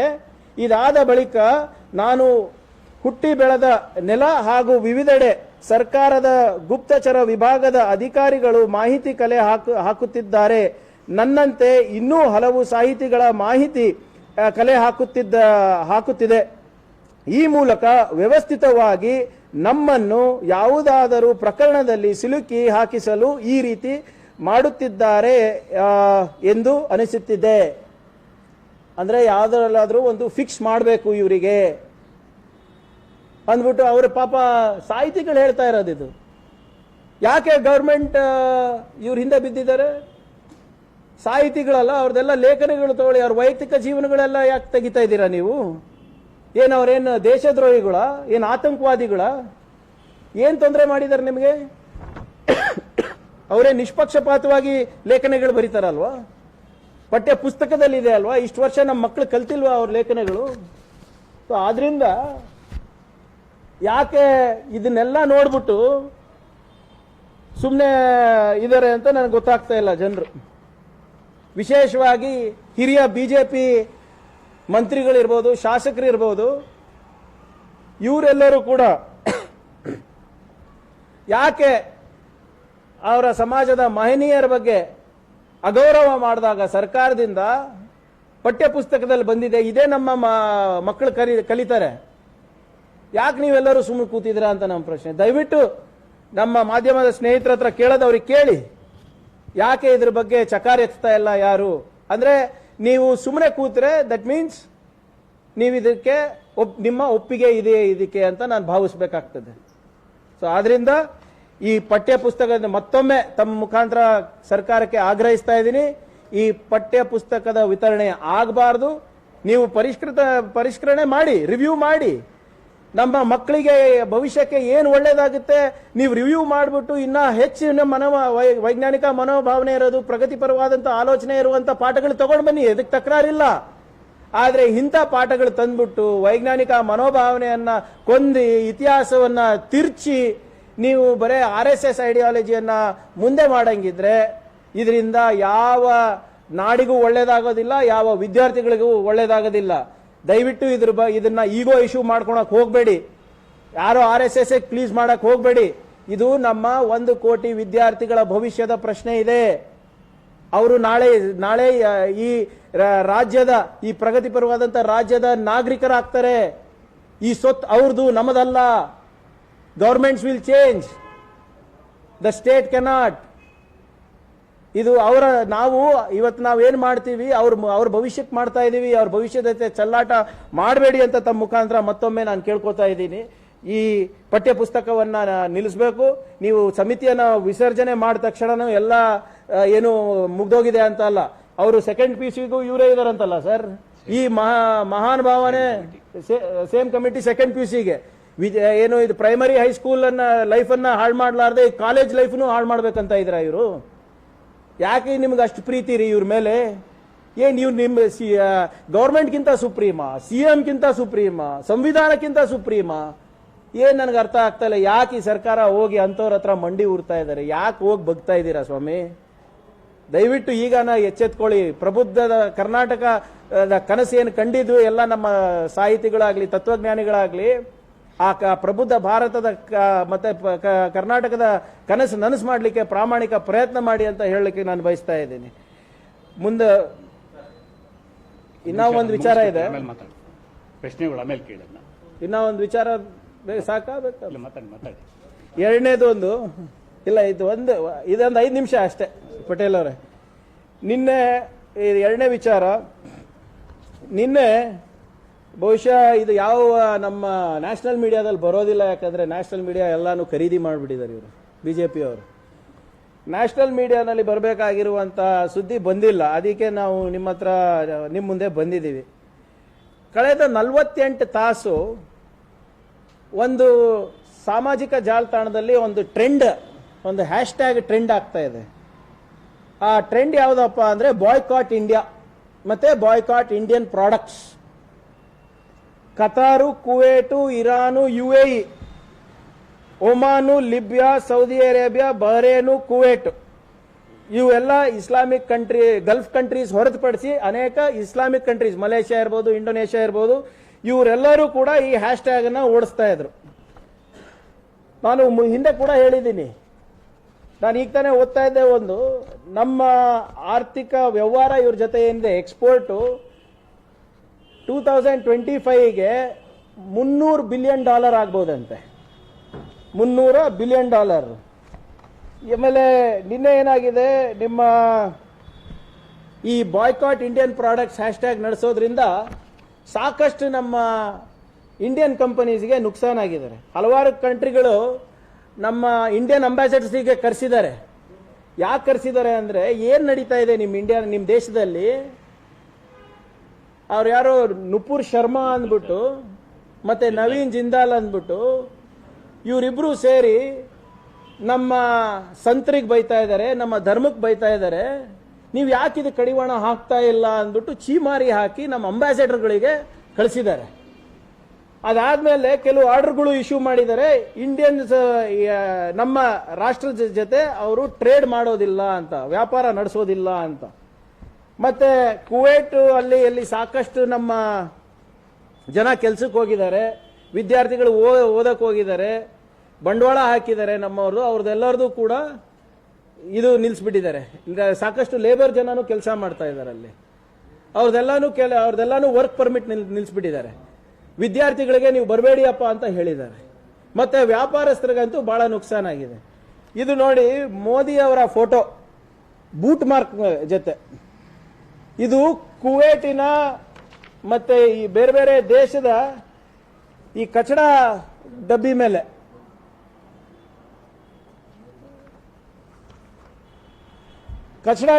ಡಸ್ಟ್ಬಿನ್ಸ್ ಮೇಲೆ ಹಾಕಿದ್ದಾರೆ. ಯಾಕೆ ಹಾಕಿದ್ದಾರೆ ಅಂದ್ರೆ, ನೀವು ನಿಯಂತ್ರಣ ಮಾಡ್ತಾ ಇಲ್ಲ ಅಂತ. ಇದರಿಂದ ಇದು ಯಾಕೆ ಹೇಳ್ತಾ ಇದ್ದೀನಿ ಅಂದ್ರೆ, ಇಲ್ಲಿ ನೀವು ಕರ್ನಾಟಕ ರಾಜ್ಯದಲ್ಲಿ ನೀವೆಲ್ಲ ಮುಸ್ಲಿಂ ವರ್ತಕರ ಜೊತೆ ನೀವು ವ್ಯಾಪಾರ ಮಾಡಬಾರ್ದು ಅಂತ ಒಂದು ದೊಡ್ಡದಾಗಿ ಮಾಡಿದ್ರಲ್ಲ, ಹಲಾಲ್ ಕಟ್ಟು, ಜಟ್ಕಾ ಕಟ್ಟು, ಮಾವಿನಕಾಯಿ. ನೋಡಿ ಪರಿಣಾಮ ನೋಡಿ ಸ್ವಾಮಿ. 890 ನೋಡಿ, ಬಾರ್ಕೋಡ್ ಸ್ಟಾರ್ಟಿಂಗ್ ವಿತ್ ನಂಬರ್ 890. ಹೌದು, ಯಾವುದು ನೀವು ತಗೋಬಾರ್ದು. ಯಾಕಂದ್ರೆ 890 is the Indian barcode. It should be band. All products with this barcode must not be purchased. Hindutva already is not purchasing anything from Indian Muslim stores within India. They economically boycott Muslims while RSS butchers them ಅಂತ. ಅವ್ರ ಮೇಲೆ ಹಲ್ಲೆ ಮಾಡ್ತಾರೆ, ಇದು ಮಾಡ್ತಾರೆ, ಅಲ್ಲಿ ಮಾಡ್ತಾ ಇದ್ದಾರೆ. ನೀವು ಕೂಡ ಬಾಯ್ಕಾಟ್ ಮಾಡಿ ಹಿಂದೂ ಪ್ರಾಡಕ್ಟ್ಸ್ನ ಅಂತ 890 ಇರುವಂತ ಕೋಡ್ಗಳು ಮತ್ತೆ ಮೇಡ್ ಇನ್ ಇಂಡಿಯಾ ಪ್ರಾಡಕ್ಟ್ಸ್ ಯಾವುದು ತಗೋಬೇಡಿ ಅಂತ ಹೇಳಿ. ಮಾನ್ಯ ಮುಖ್ಯಮಂತ್ರಿಗಳಿಗೆ ಮತ್ತೆ ಇಲ್ಲಿ ಸರ್ಕಾರಕ್ಕೆ ನಾನು ಮನವಿ ಮಾಡ್ತಾ ಇದ್ದೀನಿ. ನಿಮ್ಮ ರಾಜಕೀಯ ಚಟಕ್ಕೆ ಇವತ್ತು ದೇಶ ಬಲಿ ಆಗ್ತಾ ಇದೆ ರೀ. ನಿಮ್ಮ ಬಿಜೆಪಿ ಸ್ಪೋಕ್ಸ್ ಪರ್ಸನ್ ವಕ್ತಾರರುಗಳು ಹೋಗಿ ನ್ಯಾಷನಲ್ ಟಿವಿನಲ್ಲಿ ಪ್ರೈಮ್ ಡಿಬೇಟ್ನಲ್ಲಿ ನಿಮಗೆ ಅವ್ರಿಗೆ ಯಾವುದೋ ಒಂದು ಪದವಿ ಸಿಗುತ್ತೆ ಅಂತ ದುರಾಸೆಯಿಂದ ಭರಾಟೆನಲ್ಲಿ ಮಾತಾಡ್ತಾರಲ್ಲ. BJP spokesperson speaks but India apologises. ಇದೇನು? ಭಾರತೀಯ ಜನತಾ ಪಾರ್ಟಿಯವರು ಪ್ರೈಮ್ ಟೈಮ್ನಲ್ಲಿ ಮಾತಾಡಿದ್ಕೆ ಭಾರತ ದೇಶ ನಾವು ಅಪಾಲಜಿ ಕೇಳಬೇಕಾಗಿದೆ ಅಲ್ರಿ. ಇದು ಸರಿನಾ? ಇದು ನೀವು ತುಂಬ್ತಿರಲ್ಲ, ಅವ್ರ ಬುದ್ಧಿನಲ್ಲಿ ಸಗಣಿ ತುಂಬ್ತಿರಲ್ವಾ? ಇದ್ರ ಪರಿಣಾಮ ನೋಡಿ, ಆರ್ಥಿಕವಾಗಿ ಎಷ್ಟು ನಷ್ಟ ಆಗುತ್ತೆ. ನಾನು ಹೇಳ್ತಾ ಇದ್ದೀನಿ ನಿಮಗೆ ಡೇ 1 ಇಂದ. ನೀವು ಇದು ಒಂದು ಸುವರ್ಣ ಅವಕಾಶ. ನಮ್ಮ ಪ್ರಧಾನ ಮಂತ್ರಿಗೆ ಇವ್ರು ಇನ್ಸಲ್ಟ್ ಮಾಡಿದ್ದಾರೆ. ಬಿಜೆಪಿಯವರೇ, ನಿಮ್ ರಕ್ತ ಕುದಿಬೇಕು. ಮೋದಿಯವರ ಫೋಟೋ ಎಲ್ಲ ಕಚಡ ಡಬ್ಬಿ ಮೇಲೆ ಹಾಕಿದ್ದಾರೆ. ನಿಮ್ ರಕ್ತ ಕುದಿತಾ ಇಲ್ವಾ ಇವಾಗ? ಬ್ಯಾನ್ ಮಾಡಿ, ಇಸ್ಲಾಮಿಕ್ ಕಂಟ್ರೀಸ್ ಜೊತೆ ಟ್ರೇಡ್ ಬ್ಯಾನ್ ಮಾಡೋಣ. ಅವ್ರ ಕಚ್ಚಾ ತೈಲ್ ತಗೊಳೋದ್ ಬೇಡ. ಅವ್ರ ಅಡುಗೆ ಎಣ್ಣೆ ಕಳಿಸ್ತಾರಲ್ಲ, ಪಾಮ್ ಆಯಿಲ್ ಕಳಿಸ್ತಾರಲ್ಲ ಇಂಡೋನೇಷಿಯಾದಿಂದ, let us not take anything. ಇವು ನಿಮ್ಮ ಈ ಹಲಾಲ್ ಪ್ರಾಡಕ್ಟ್ಸ್ ನೀವು ಇಲ್ಲಿಂದ ಕಳಿಸ್ತಿರಲ್ಲ, ನಿಮ್ಮ ಅದಾನಿ ಫುಡ್ಸು, ನಿಮ್ಮ ಬಾಬಾ ರಾಮದೇವು, ಅವೆಲ್ಲಾನು ನಿಲ್ಸ್ಬಿಡೋಣ. ಆತ್ಮ ನಿರ್ಭರ್ ಭಾರತ್ ಆಗೋಣ. ಅವರೆಲ್ಲಾನು ಇಲ್ಲೇ ಇಡ್ಲಿ. ಸ್ವದೇಶದಲ್ಲೇ ನಾವು ತಗೊಳೋಣ ಎಲ್ಲಾನು. ಏನು ಹೊರಗಡೆ ನಾವು ಮಾರ್ಕೆಟ್ ಮಾಡೋದೇ ಬೇಡ. ಅಮೆರಿಕಾಗೆ ಹೋಗೋಣ, ಯುರೋಪಿಗೆ ಹೋಗೋಣ. ಎಲ್ಲಿ ಇಸ್ಲಾಮಿಕ್ ಕಂಟ್ರೀಸ್ ಟ್ರೇಡಿಂಗ್ ಇದೆ ಅಥವಾ ಇಸ್ಲಾಂ ಧರ್ಮ ಎಲ್ಲಿ ಅಲ್ಪ ಸ್ವಲ್ಪನೂ ಇದೆ, ಅಲ್ಲಿ ಅವ್ರ ಜೊತೆ ವ್ಯಾಪಾರ ಮಾಡೋದೇ ಬೇಡ. ನಾನು ನಿಮ್ಗೆ ಕೇಳ್ತಾ ಇದ್ದೀನಿ, ದಯವಿಟ್ಟು ಹಿಂಗೆ ಮಾಡಿ. This is the right time. ನಮ್ಮ ಪ್ರಧಾನಮಂತ್ರಿಗೆ ಅವಮಾನ ಮಾಡಿದ್ದಾರೆ ಇವರು. We should not allow this to happen. ನಾಳೆನೇ ನೀವು ಎಲ್ಲಿ ಬಾ ಅಂತ ಹೇಳ್ತೀರಾ, ಬರ್ತೀರಿ. ಮಾನ್ಯ ಮುಖ್ಯಮಂತ್ರಿಗಳು ಡಾವೋಸಿಗೆ ಹೋಗಿದ್ರಲ್ಲ, ಡಾವೋಸ್ನಲ್ಲಿ ಯಾರ ಜೊತೆ ಕೂತ್ಕೊಂಡ್ರಿ ಸರ್ ತಾವು? ಯೂಸಫ್ ಅಲಿ ಅವರು ಚೇರ್ಮನ್ ಲೂಲು ಗ್ರೂಪ್, ಎಷ್ಟು ಬರ್ತಾ ಇದೆ? 1500 ಕೋಟಿ ರೂಪಾಯಿ ಹಾಕ್ತಾರೆ ಬಂಡವಾಳ ಅಂತ ಹೇಳ್ತಾ ಇದ್ರಿ. ಏನಂದ್ರಿ ನೀವು? ಸ್ಟೇಟ್ಮೆಂಟ್ ಇಶ್ಯೂ ಮಾಡಿದ್ರಿ. ಉದ್ಯೋಗಕ್ಕೆ ಒಳ್ಳೆ ಅವಕಾಶ. ಯಾಕೆ ಸರ್ ತಗೊಳೋದು? ಇವ್ರ ಹತ್ರ ಬೇಡ, ಇವ್ರ ಹತ್ರ ಬಂಡವಾಳ ತಗೊಳೋದು ಬೇಡ, ನಿಷೇಧ ಮಾಡಿಬಿಡಿ ನೀವು. ಇವ್ರು ನಮ್ಮ ಪ್ರೈಮ್ ಮಿನಿಸ್ಟರಿಗೆ ಅವಮಾನ ಮಾಡಿದ್ದಾರೆ. ಕಾಶ್ಮೀರ್ನಲ್ಲಿ ದೊಡ್ಡದಾಗಿ ಕಾಶ್ಮೀರ್ ಫೈಲ್ಸ್ ಅಂದ್ಬಿಟ್ಟು ನೀವು ಸ್ಪೀಕರ್ ಅವರು ನೀವು ಟ್ಯಾಕ್ಸಸ್ ಏನು ಟ್ಯಾಕ್ಸ್ ಫ್ರೀ ಮಾಡಿದ್ರಿ. ಇಡೀ ಸದನವನ್ನ ಕರ್ಕೊಂಡು ಹೋದ್ರಿ. ಇವತ್ತು ಪಂಡಿತರಲ್ಲಿ ಸಾಯ್ತಾ ಇದ್ದಾರೆ ಅಲ್ಲಿ. ಇದ್ರ ಬಗ್ಗೆ ಮಾತಾಡ್ತಾ ಇಲ್ಲ ಅಲ್ಲ ಸರ್ ತಾವು? ಕಾಶ್ಮೀರ್ನಲ್ಲಿ ಬಂಡವಾಳ ಆಗಬೇಕು, ಇಲ್ಲಿ ವಾತಾವರಣ ಚೆನ್ನಾಗಿದೆ ಅಂತ ನೀವು ಕಾಶ್ಮೀರ್ ಇನ್ವೆಸ್ಟ್ಮೆಂಟ್ ಮೀಟಿಂಗ್ ಮಾಡಿದಾಗ ಜಾಸ್ತಿ ಜನ ಎಲ್ಲಿಂದ ಕರೆಸಿದ್ ನೀವು? ಇಸ್ಲಾಮಿಕ್ ಕಂಟ್ರೀಸ್ ಇಂದ. ಕರೋನಾದಲ್ಲಿ ತತ್ತರಿಸಬೇಕಾದ್ರೆ ನಮ್ಮ ದೇಶ, ನಿಮ್ಮ ಮುದ್ದ ಮಗು ಆದಂತ ದೇಶ IPL ನಡೆಸಬೇಕಾಗಬೇಕಾದ್ರೆ ಎಲ್ಲೋಗಿದ್ದ? UAE-ಗೆ. ಯಾಕೆ ಮಾಡಬಾರ್ದಾಗಿತ್ತು? ಅಮೆರಿಕ ಕರ್ಕೊಂಡು ಹೋಗ್ಬೇಕಾಗಿತ್ತು ಎಲ್ಲರಿಗೂ. ನಿಮ್ಗೆ ಆರ್ಥಿಕ ಲಾಭ ಇದ್ರೆ ಪರವಾಗಿಲ್ಲ. ನಮ್ಮ ಅಲ್ಲಿ ಕಾರ್ಮಿಕರಿಗೆ ಇವರು ಕೆಲಸದಿಂದ ತೆಗಿತಾ ಇದ್ದಾರೆ. ವಿದ್ಯಾರ್ಥಿಗಳಿಗೆ ಶಾಲೆಗೆ ಬರಬೇಡ ಅಂತ ಇದ್ದಾರೆ. ಇವ್ರ ಜೊತೆ ವ್ಯಾಪಾರ ಮಾಡಬೇಡ, ಇಲ್ಲಿ ಇಂಡಿಯಾನಲ್ಲೂ ಇವ್ರು ಮಾಡಬೇಡ ಅಂತ ಹೇಳ್ತಾ ಇದ್ದಾರೆ. #Boycott Indian goods. ಇದೆಲ್ಲ ಯಾಕಾಗಿರೋದು? ಆರ್ಥಿಕ ನಷ್ಟ ಯಾಕಾಗ್ತಾ ಇರೋದು? ಆರ್ಥಿಕ ನಷ್ಟ ಬಿಡಿ, ಇವತ್ತಿಲ್ಲ ನಾಳೆ ವಾಪಸ್ ಮಾಡ್ಕೋಬಹುದು. ನಮ್ಮ ಅಂಬಾಸಿಡರಿಗೆ ಕರೆದ್ಬಿಟ್ಟು ಚೀತು ಅಂತ ಉಗಿತಾ ಇದಾರಲ್ಲ. ಇಂಟರ್ನ್ಯಾಷನಲ್ ಸ್ಟೇಜ್ ಮೇಲೆ, ಇಂಟರ್ನ್ಯಾಷನಲ್ ಪ್ಲಾಟ್ಫಾರ್ಮ್ ಮೇಲೆ, ಅಂತ ವೇದಿಕೆ ಮೇಲೆ ನೀವು ಕ್ಷಮೆ ಕೇಳಬೇಕು ಅಂತ ಹೇಳ್ತಾ ಇದಾರಲ್ಲ. ಕ್ಷಮೆ ಕೇಳಕ್ ರೆಡಿ ಇದೀರಲ್ಲ ನೀವು? ಇದು ಅವಮಾನ ಅಲ್ವಾ ಭಾರತೀಯರಿಗೆ? ರಕ್ತ ಕುದಿಯಲ್ಲೇನ್ರಿ ನಿಮ್ಗೆಲ್ಲರೂ ಬಿಜೆಪಿ ಅವರಿಗೆ ಹಿಂಗ್ ಮಾಡಿದಾಗ ಪ್ರೈಮ್ ಮಿನಿಸ್ಟರಿಗೆ? ಅದಕ್ಕೆ ಹೇಳೋದು, ದಯವಿಟ್ಟು ಈಗಾನ ನಿಲ್ಲಿಸಿ ಈ ಹೇಟ್ ಸ್ಪೀಚ್ ಕೊಡೋದು, ಈ RSS ಐಡಿಯಾಲಜಿಯನ್ನ ಎಲ್ಲ ಕಡೆ ಹಾಕೋದು, ಪ್ರೈಮ್ ಟೈಮ್ ಡಿಬೇಟ್ ನಲ್ಲಿ ಬಾಯಿಗೆ ಬಂದಂಗೆ ಮಾತಾಡೋದು. ಇದರಿಂದ ಯಾರಿಗೆ ಅಫೆಕ್ಟ್ ಆಗ್ತಾ ಇದೆ? ನಮಗೆ ಅಫೆಕ್ಟ್ ಆಗ್ತಾ ಇದೆ ಸ್ವಾಮಿ. ಆತ್ಮನಿರ್ಭರ್ ಭಾರತ್ ನೋಡಿದೀವಿ ನಿಮ್ದು. 8 ವರ್ಷದಲ್ಲಿ ಎಷ್ಟು ಜನ ಬಿಟ್ಟೋಗಿದ್ದಾರೆ ನಮ್ಮ ರಾಷ್ಟ್ರ ಗೊತ್ತಾ? 8.5 ಲಕ್ಷ ಜನ ನಮ್ಮ ನಾಗರಿಕರು ನಮ್ಮ ಸಿಟಿಸನ್ಶಿಪ್ ಅನ್ನ ತ್ಯಜಿಸಿದ್ದಾರೆ. ಹೈಯೆಸ್ಟ್. ಏನ್ ನಡೀತಾ ಇದೆ ನಮ್ಮ ದೇಶದಲ್ಲಿ? ದಯವಿಟ್ಟು ಇದನ್ನ ಕೂಡ ನಾನು ಮಾನ್ಯ ಮುಖ್ಯಮಂತ್ರಿಗಳಿಗೆ ಹೇಳ್ತಾ ಇದ್ದೀನಿ. ಇದು ನೋಡಿ, ಇದರಿಂದ ನಾವು ಪಾಠ ಕಲಿಯೋದಿದೆ. ನೀವೇನು ನಿಮ್ಮ economic survey 22-23 economic survey report ಪ್ರಕಾರ Karnataka should become $1 trillion economy ಅಂತ ನೀವು ಕೊಟ್ಟಿದ್ದೀರಾ. ಆಗುತ್ತಾ ಸ್ವಾಮಿ? ಇಲ್ಲಿ ಮಾವಿನಕಾಯಿ ಮಾರಕ್ಕೆ ಬಿಡ್ತಾ ಇಲ್ಲ ನೀವು. ಹೆಂಗಾಗುತ್ತೆ $1 ಟ್ರಿಲಿಯನ್ ಎಕಾನಮಿ ಕರ್ನಾಟಕ? ಅಲ್ಲಿ ಮಹಾರಾಷ್ಟ್ರ ನೋಡಿ, ಅವರಾಗಲೇ 2 ಟ್ರಿಲಿಯನ್ಗೆ ಏನ್ ಮಾಡ್ತಾ ಇದ್ದಾರೆ, ಆ ದಿಕ್ಕಿನಲ್ಲಿ ನಡೆದಿದ್ದಾರೆ. ದಯವಿಟ್ಟು ಇಂಥದಕ್ಕೆ ಅವಕಾಶ ಮಾಡಿಕೊಡ್ಬೇಡಿ ಅಂತ ನಮ್ಮ ಮಾಧ್ಯಮದ ಸ್ನೇಹಿತರ ಮುಖಾಂತರ ಅವರಿಗೆ ಆಗ್ರಹಿಸ್ತಾ, ಒಳ್ಳೆ ವಾತಾವರಣ ಕೊಡಿ, ಒಳ್ಳೆ ನಮ್ಮ ಮಕ್ಕಳಿಗೆ ವಿದ್ಯಾಭ್ಯಾಸ ಕೊಡಿ, ವರ್ತಕರಿಗೆ ಒಂದು ಒಳ್ಳೆ ಬಿಸ್ನೆಸ್ ಮಾಡುವಂತ ಒಂದು ವಾತಾವರಣವನ್ನು ಸೃಷ್ಟಿ ಮಾಡಿ ಅಂತ ನಿಮ್ಮ ಹತ್ರ ನಾನು ತಮ್ಮ ಮುಖಾಂತರ ಕೇಳ್ಕೊಳ್ಳಿಕ್ಕೆ ನಾನು ಬಯಸ್ತಾ ಇದ್ದೀನಿ. ಧನ್ಯವಾದಗಳು. ಲೇಟ್ ಬಂತಿದ್ದು ರೆಮಿಟೆನ್ಸಸ್ 2 ನಿಮಿಷ ಅದಾದ್ಮೇಲೆ ಮತ್ತೆ ಪ್ರಶ್ನೆ ಕೇಳಿ ಬಂದು ಬನ್ನಿ ಸರ್. ಇಲ್ಲ ಬನ್ನಿ, ಇಲ್ಲೇ ಬನ್ನಿ ಸರ್. ಇಲ್ಲೇ ಬನ್ನಿ. ಸ್ನೇಹಿತರೆ, ಸುದೀರ್ಘವಾಗಿ ಸನ್ಮಾನ್ಯ ಪ್ರಿಯಾಂಕಾ ಖರ್ಗೆ ಅವರು ಈಗಾಗಲೇ ಆಗಿರ್ತಕ್ಕಂಥ ಲೋಪಗಳ ಬಗ್ಗೆ ಹೇಳಿದ್ದಾರೆ. ಸಂಸದೀಯ ವ್ಯವಸ್ಥೆಯಲ್ಲಿ ಯಾರು ಸರ್ಕಾರವನ್ನು ನಡೆಸ್ತಾರೆ ಅವ್ರಿಗೆ ನಾವೊಂದು ಪರಂಪರೆಯನ್ನು ಬೆಳೆಸ್ಕೊಂಡು ಬಂದಿದ್ದೇವೆ. ವಿರೋಧ ಪಕ್ಷದಿಂದ ಅಥವಾ ಸಮಾಜದ ಸಂಘಟನೆಗಳಿಂದ ಟೀಕೆಗಳು ಬಂದಂಥ ಸಂದರ್ಭದಲ್ಲಿ ಅದನ್ನ ಸಕಾರಾತ್ಮಕವಾಗಿ ತಗೋಬೇಕು. ಇವತ್ತು ನನ್ನ ಬಿಜೆಪಿ ಮಿತ್ರರು ನಾವು ಅತ್ಯಂತ ಬಹಳ ವಿಷಾದದಿಂದ ಹೇಳಬೇಕಾಗಿದೆ, ಮನುವಾದದ ಮನಸ್ಥಿತಿಯಿಂದ ಇವರು ಆಚೆ ಬಂದಿಲ್ಲ. ಅದರ ಮುಂದುವರೆದ ಭಾಗನೇ ಒಬ್ಬ ನಮ್ಮ ಪಕ್ಷದ ದಲಿತ ನಾಯಕರಿಗೆ ಕಾನ್ವೆಂಟ್ ಪ್ರಾಡಕ್ಟ್ ಅಂತ ಹೇಳೋದಕ್ಕೆ ಹೊರಟಿರ್ತಕ್ಕಂಥದ್ದು. ಯಾಕೆಂದ್ರೆ ಸಂಘ ಪರಿವಾರ ಆಗಲಿ, ಭಾರತೀಯ ಜನತಾ ಪಕ್ಷ ಆಗಲಿ, ಸಂಘ ಪರಿವಾರ ಸಾಕ್ತಾ ಇರ್ತಕ್ಕಂಥ ಸುಮಾರು 32 ಸಂಘಟನೆಗಳಾಗಲಿ ಎಲ್ಲರೂ ಸಹ ಈ ಮನಸ್ಥಿತಿಯನ್ನಲ್ಲೇ ಇದ್ದಾರೆ. ಮನೋವಾದದ ಮನಸ್ಥಿತಿಯಿಂದ ಅವರು ಆಚೆ ಬಂದಿಲ್ಲ. ಅಂದರೆ ಯಾವುದೇ ದಲಿತರು ಮೇಲ್ ಬರಬಾರ್ದು, ಅವರು ಕಾನ್ವೆಂಟ್ ಶಿಕ್ಷಣ ಪಡಿಬಾರ್ದು, ಅವರು ಇತರ ಸಮುದಾಯಗಳ ಜೊತೆ ಸಮಾನಾಂತರವಾಗಿ ಬರಬಾರ್ದು ಅನ್ನೋ ಒಂದು ಚಿಂತನೆ ಏನಿದೆ, ಆ ಚಿಂತನೆಯ ಮೂಲ ಈ ಸಂಘ ಪರಿವಾರದಲ್ಲಿ ಭಾರತೀಯ ಜನತಾ ಪಕ್ಷದಲ್ಲಿ ಇದೆ ಅಂತೇಳಿ ಇವತ್ತು ಬಹಳ ನೋವಿನಿಂದ ಹೇಳಬೇಕಾಗಿದೆ. ಅದಿಲ್ಲದಲ್ಲೇ ಹೋಗಿದ್ರೆ ಸನ್ಮಾನ್ಯ ಇಂಧನ ಸಚಿವರು ಅಥವಾ ನಮ್ಮ ಪ್ರತಾಪ್ ಸಿಂಹ ಅವರಾಗಲಿ ಬಿಜೆಪಿಯ ಅನೇಕ ನಾಯಕರು ಆಯಾ ಸಂದರ್ಭಗಳಲ್ಲಿ ಒಬ್ಬ ದಲಿತ ನಾಯಕರನ್ನ ಅವಮಾನ ಮಾಡುವಂಥ ಪ್ರಕ್ರಿಯೆಗೆ ಮುಂದೆ ಆಗ್ತಾ ಇರಲಿಲ್ಲ ಅಂತೇಳಿ ನನ್ನ ಭಾವನೆ. ಕಾರಣ ಇಷ್ಟೇ, ಇವತ್ತೆಲ್ಲ ಘಟನೆಗಳನ್ನು ನೋಡ್ತಾ ಇದ್ದೀವಿ ನಾವು. ಮನುವಾದ ಅಂದ್ರೇನು? ಯಾರು ಶೂದ್ರ ವರ್ಗದವರಿದ್ದಾರೆ ಅವರು ಶಿಕ್ಷಣವನ್ನು ಕಲಿಬಾರ್ದು. ಯಾರಾದರೂ ಶೂದ್ರ ವರ್ಗದವರು ಶಿಕ್ಷಣವನ್ನು ಕಲಿತ್ರೆ ಅವರ ಕಿವಿಗೆ ಸೀಸವನ್ನು ಹಾಕಬೇಕು ಅಂತಕ್ಕಂಥದ್ದು ಮನುವಾದ. ಅದರ ಮುಂದುವರೆದ ಭಾಗನೇ ಇವತ್ತು ಅವರು ದಲಿತ ನಾಯಕರುಗಳನ್ನ ಟೀಕೆ ಮಾಡೋದಕ್ಕೆ ಆಯ್ಕೆ ಮಾಡ್ಕೊಂಡಿರ್ತಕ್ಕಂಥದ್ದು ಅವರ ಮನಸ್ಥಿತಿ.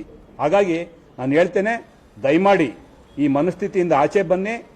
ನೀವು ಯಾವುದೇ ದಲಿತ ನಾಯಕರು ಯಾವುದೇ ಪಕ್ಷದಲ್ಲಿರಲಿ, ನೀವು ಇಲ್ಲೋದಿದ್ದೀರಾ ಅಲ್ಲೋದಿದ್ದೀರಾ ಅಂತ ಪ್ರಶ್ನೆ ಮಾಡಿದ್ರೆ ನಿಮ್ಮ ಮನಸ್ಥಿತಿಯನ್ನು ಇದು ಬಿಂಬಿಸುತ್ತೆ.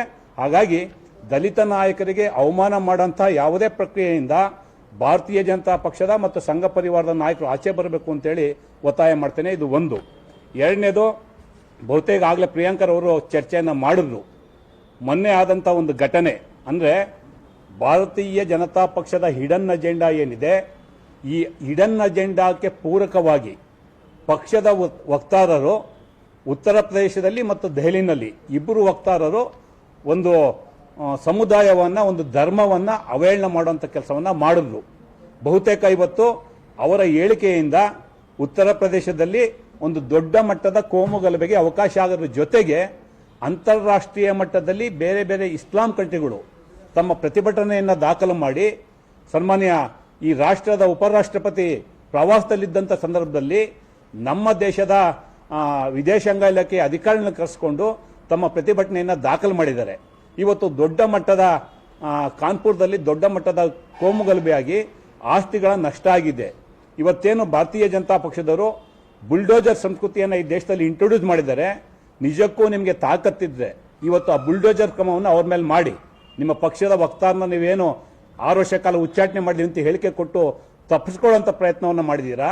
ನಿಜಕ್ಕೂ ನಿಮಗೆ ತಾಕತ್ತಿದ್ರೆ ದಯಮಾಡಿ ಯಾರು ಈ ಕೋಮು ಗಲಭೆಗೆ ಕಾರಣ ಆಗಿದ್ದಾರೆ ಅವರ ಮನೆಗಳ ಮೇಲೆ ಬುಲ್ಡೋಜರ್ ಕ್ರಮವನ್ನು ಮಾಡಿ. ಬರೀ ಅವ್ರನ್ನ ಉಚ್ಚಾಟನೆ ಮಾಡೋದಲ್ಲ, ದಯಮಾಡಿ ಅವ್ರನ್ನ ಬಂಧನ ಮಾಡಿ. ಒಬ್ಬರು ವಕ್ತಾರರು, ಒಬ್ರು ದೆಹಲಿ ಮಾಧ್ಯಮ ವಕ್ತಾರರು ಏನಿದ್ದಾರೆ ಇಬ್ಬರನ್ನು ಸಹ ಬಂಧನ ಮಾಡಿ. ಜೊತೆಗೆ ನಿನ್ನೆ ಅವ್ರು ಬಿಟ್ಟಂತ ಹೇಳಿಕೆ, ಭಾರತೀಯ ಜನತಾ ಪಕ್ಷದ ಪರವಾಗಿ ಸನ್ಮಾನ್ಯ ಅರುಣ್ ಸಿಂಗ್ ಅವರು ಒಂದು ಹೇಳಿಕೆಯನ್ನು ಕೊಟ್ಟಿದ್ದಾರೆ. ನಾವು ಈ ದೇಶದ ಸಂವಿಧಾನವನ್ನು ಒಪ್ಕೋತೇವೆ, ಈ ದೇಶದಲ್ಲಿ ಕೋಮು ಸಾಮರಸ್ಯವನ್ನು ಕಾಪಾಡೋದಕ್ಕೆ ಸಹಕಾರವನ್ನು ಕೊಡ್ತೇವೆ, ಯಾವುದೇ ಧರ್ಮದ ಬಗ್ಗೆ, ಯಾವುದೇ ಸಮುದಾಯದ ಬಗ್ಗೆ, ಯಾವುದೇ ಜಾತಿಯ ಬಗ್ಗೆ ಭಾರತೀಯ ಜನತಾ ಪಕ್ಷ ಪೂರ್ವಾಗ್ರಹ ಪೀಡಿತವಾಗಿಲ್ಲ. ಇದನ್ನೇ ಕಾಂಗ್ರೆಸ್ ಪಕ್ಷ ಬಹಳ ದಿನಗಳಿಂದಲೂ ಈ ಪಕ್ಷಗಳಿಗೆ ಅಂದ್ರೆ ರಾಜ್ಯ ಸರ್ಕಾರಕ್ಕೆ ಮತ್ತು ಕೇಂದ್ರ ಸರ್ಕಾರಕ್ಕೆ ಹೇಳ್ಕೊಂಡು ಬಂದಿರತಕ್ಕಂಥದ್ದು. ಒಂದು ಕಡೆ ನೀವು ಇವತ್ತು ವಿದೇಶಗಳಿಂದ ಪ್ರತಿಭಟನೆ ದಾಖಲಾದ ಸಂದರ್ಭದಲ್ಲಿ ಈ ಹೇಳಿಕೆಯನ್ನು ಕೊಡ್ತೀರಾ, ಅದೇ ಸಂದರ್ಭದಲ್ಲಿ ಕರ್ನಾಟಕದಲ್ಲಿ ನೀವು ಸನ್ಮಾನ್ಯ ಈಶ್ವರಪ್ಪನವರು ಇರ್ಬೋದು, CT ರವಿ ಇರ್ಬೋದು, ಪ್ರತಾಪ್ ಸಿಂಹ ಇರ್ಬೋದು, ರೇಣುಕಾಚಾರ್ಯ ಇರ್ಬೋದು, ಇಂಥ ಅನೇಕ ವ್ಯಕ್ತಿಗಳಿಗೆ ಬಾಯಿಗೆ ಬಂದಂತೆ ಮಾತಾಡೋದಕ್ಕೆ ಲೈಸೆನ್ಸ್ ಕೊಟ್ಟಿದ್ದೀರಾ. ಅವ್ರು ಏನಿವತ್ತು ನಿಮ್ಮ ಕಾನ್ಪುರದಲ್ಲಿ ಉತ್ತರ ಪ್ರದೇಶದಲ್ಲಿ ನಿಮ್ಮ ಪಕ್ಷದ ವಕ್ತಾರರು ಮಾಡಿದ್ರು, ಅದೇ ಕೆಲಸವನ್ನ ಕರ್ನಾಟಕದಲ್ಲಿ ಇನ್ಕ್ಲೂಡಿಂಗ್ ಪ್ರಮೋದ್ ಮತಾಲಿಕ್ ಇವರೆಲ್ಲ ಮಾಡ್ತಾ ಇರ್ತಕ್ಕಂಥ ಕೆಲಸ ಸಮುದಾಯಗಳ ಮಧ್ಯೆ, ಧರ್ಮಗಳ ಮಧ್ಯೆ ಬೆಂಕಿ ಹಂಚುವಂತ ಕೆಲಸವನ್ನು ಮಾಡ್ತಾ ಇದ್ದಾರೆ. ದಯಮಾಡಿ ನೀವು ಕೊಟ್ಟಿರ್ತಕ್ಕಂಥ ನಿಮ್ಮ ಪಕ್ಷದ ಹೇಳಿಕೆಗೆ ನೀವು ಬದ್ಧವಾಗಿದ್ರೆ ಇಲ್ಲಿರ್ತಕ್ಕಂಥ ಬಾಯಿ ಹರುಕ ನಾಯಕರಿಗೆ ಬಾಯಿಗೆ ಬೀಗ ಹಾಕಿ ಅಥವಾ ಅವ್ರನ್ನೂ ಸಹ ನಿಮ್ಮ ಪಕ್ಷದಿಂದ ಉಚ್ಚಾಟನೆ ಮಾಡಿ. ಇಲ್ಲ ಅಂದ್ರೆ ನಿಮ್ದು ಇದು ಹಿಡನ್ ಅಜೆಂಡಾ ಅಂತ ಅಂದ್ಬಿಟ್ಟು ದಯಮಾಡಿ ಒಪ್ಕೊಳ್ಳಿ. ದಯಮಾಡಿ ಭಾರತವನ್ನು ಒಡೆಯುವಂಥದ್ದು, ಅಂತಾರಾಷ್ಟ್ರೀಯ ಮಟ್ಟದಲ್ಲಿ ಭಾರತದ ಗೌರವಕ್ಕೆ ಧಕ್ಕೆ ಬರುವಂಥ ಕೆಲಸವನ್ನ ದಯಮಾಡಿ ಮಾಡಬೇಡಿ ಅಂತೇಳಿ ತಮ್ಮ ಮೂಲಕ ನಾನು ಭಾರತೀಯ ಜನತಾ ಪಕ್ಷಕ್ಕೆ, ರಾಜ್ಯ ಮಟ್ಟದ ನಾಯಕರಿಗೆ ಮತ್ತು ಕೇಂದ್ರ ಮಟ್ಟದ ನಾಯಕರಿಗೆ ಒತ್ತಾಯ ಮಾಡ್ತೇನೆ. ಏನೋ ಪ್ರಶ್ನೆ ಇದ್ರೆ ಪ್ರಿಯಾಂಕಾ ಸರ್ ಸ್ವಲ್ಪ ಶೆಕೆ ಜಾಸ್ತಿ ಇದೆ, ಸೊ ಪ್ರಶ್ನೆ ಕಮ್ಮಿ ಇರ್ಬೋದು.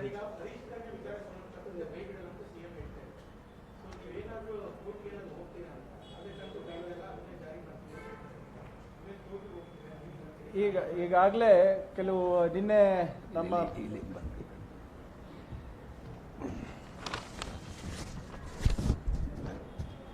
ಇದು ವಿಚಾರ ನಿನ್ನೆ ಮಾನ್ಯ PCC ಅಧ್ಯಕ್ಷರ ಜೊತೆ ಚರ್ಚೆ ಆಗಿದೆ. ಈ 9ನೇ ತಾರೀಕು CLP ಮೀಟಿಂಗ್ ಕರೀತಾ ಇದ್ದಾರೆ. ಅದರಲ್ಲಿ ಈ ಹೋರಾಟವನ್ನು ಯಾವ ದಿಕ್ಕಿನಲ್ಲಿ ಒಯ್ಯಬೇಕು, ಕಾನೂನಾತ್ಮಕ ಆಗಿರ್ಬೋದು ಅಥವಾ ಬೀದಿ ಹೋರಾಟ ಮಾಡೋದಿರ್ಬೇಕು, ಜನರ ಸಮೀಪ ಹೋಗುವಂಥ ಹೋರಾಟಗಳಿರ್ಬೋದು. ಯಾಕಂದರೆ ಇದು ಕರ್ನಾಟಕದ ಅಸ್ಮಿತೆಯ ಪ್ರಶ್ನೆ ಇರೋದ್ರಿಂದ ಎಲ್ಲ ಒಂದು MLAs ಕನ್ಸಲ್ಟ್ ಮಾಡಿ ಮಾಡೋಣ ಅಂತ ಹೇಳಿದ್ದಾರೆ. ಸೊ 9ನೇ ತಾರೀಕು CLP ಮೀಟಿಂಗ್ನಲ್ಲಿ ಇದು ಚರ್ಚೆ ಆದಮೇಲೆ ನಾವು ಡಿಸಿಷನ್ ತಗೋತೀವಿ. ನಾವು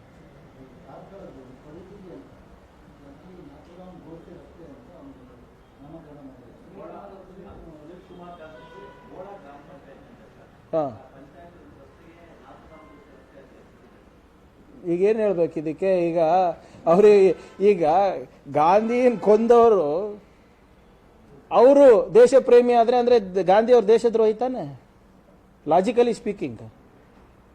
ಈಗ ಗಾಂಧೀಜಿಯವರು ಕೊಂದವ್ರ ಹೆಸರು ಮೇಲೆ ಇವರು ಮೂರ್ತಿ ಪ್ರತಿಷ್ಠಾಪನೆ ಮಾಡ್ತಾರೆ, ಇವರು ರಸ್ತೆಗಳು ಮಾಡ್ತಾರೆ, ನಾಮಕರಣ ಮಾಡ್ತಾರೆ, ಇವರು ಸ್ಕೀಮ್ಗಳು ತರ್ತಾರೆ. ಏನು ಆಶ್ಚರ್ಯ ಇಲ್ಲ. ಈಗ ಇನ್ನೂ ಒಂದು ವರ್ಷ ಹೋದ್ರೆ ಬಹುಶಃ ಇವ್ರ ಕುರ್ಚಿ ಉಳಿಸ್ಕೊಳ್ಳಿಕ್ಕೆ ಇವ್ರು ಒಂದೆರಡು ಯೋಜನೆಗಳು ಅವ್ರ ಹೆಸರು ಇಟ್ರು ಏನು ಇದು ಇರಲ್ಲ, ಆಶ್ಚರ್ಯ ಇಲ್ಲ ಇದಕ್ಕೆ.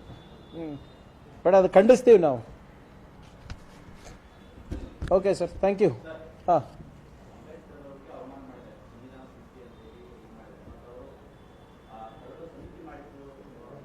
ಹಲವಾರು ಸಮಿತಿಗಳು ಆಗಿತ್ತು ಅಂತ ಬರೆದಿದ್ದಾರೆ.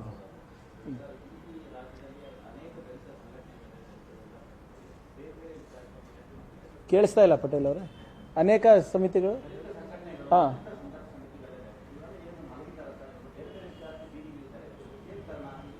ನೋಡಿ, ಬಹುಶಃ ಇದು ನಿನ್ನೆಯಿಂದ ಚಾಲತಿಗೆ ಬಂದಿದೆ.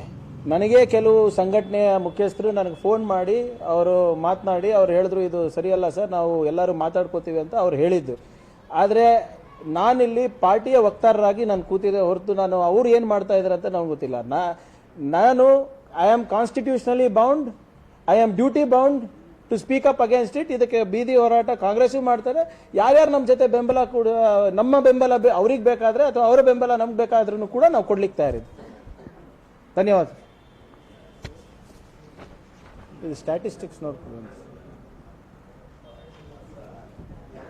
ಅದೊಂದು ಸಾಕು ಮೇಡಮ್ ಅವ್ರಿಗೆ.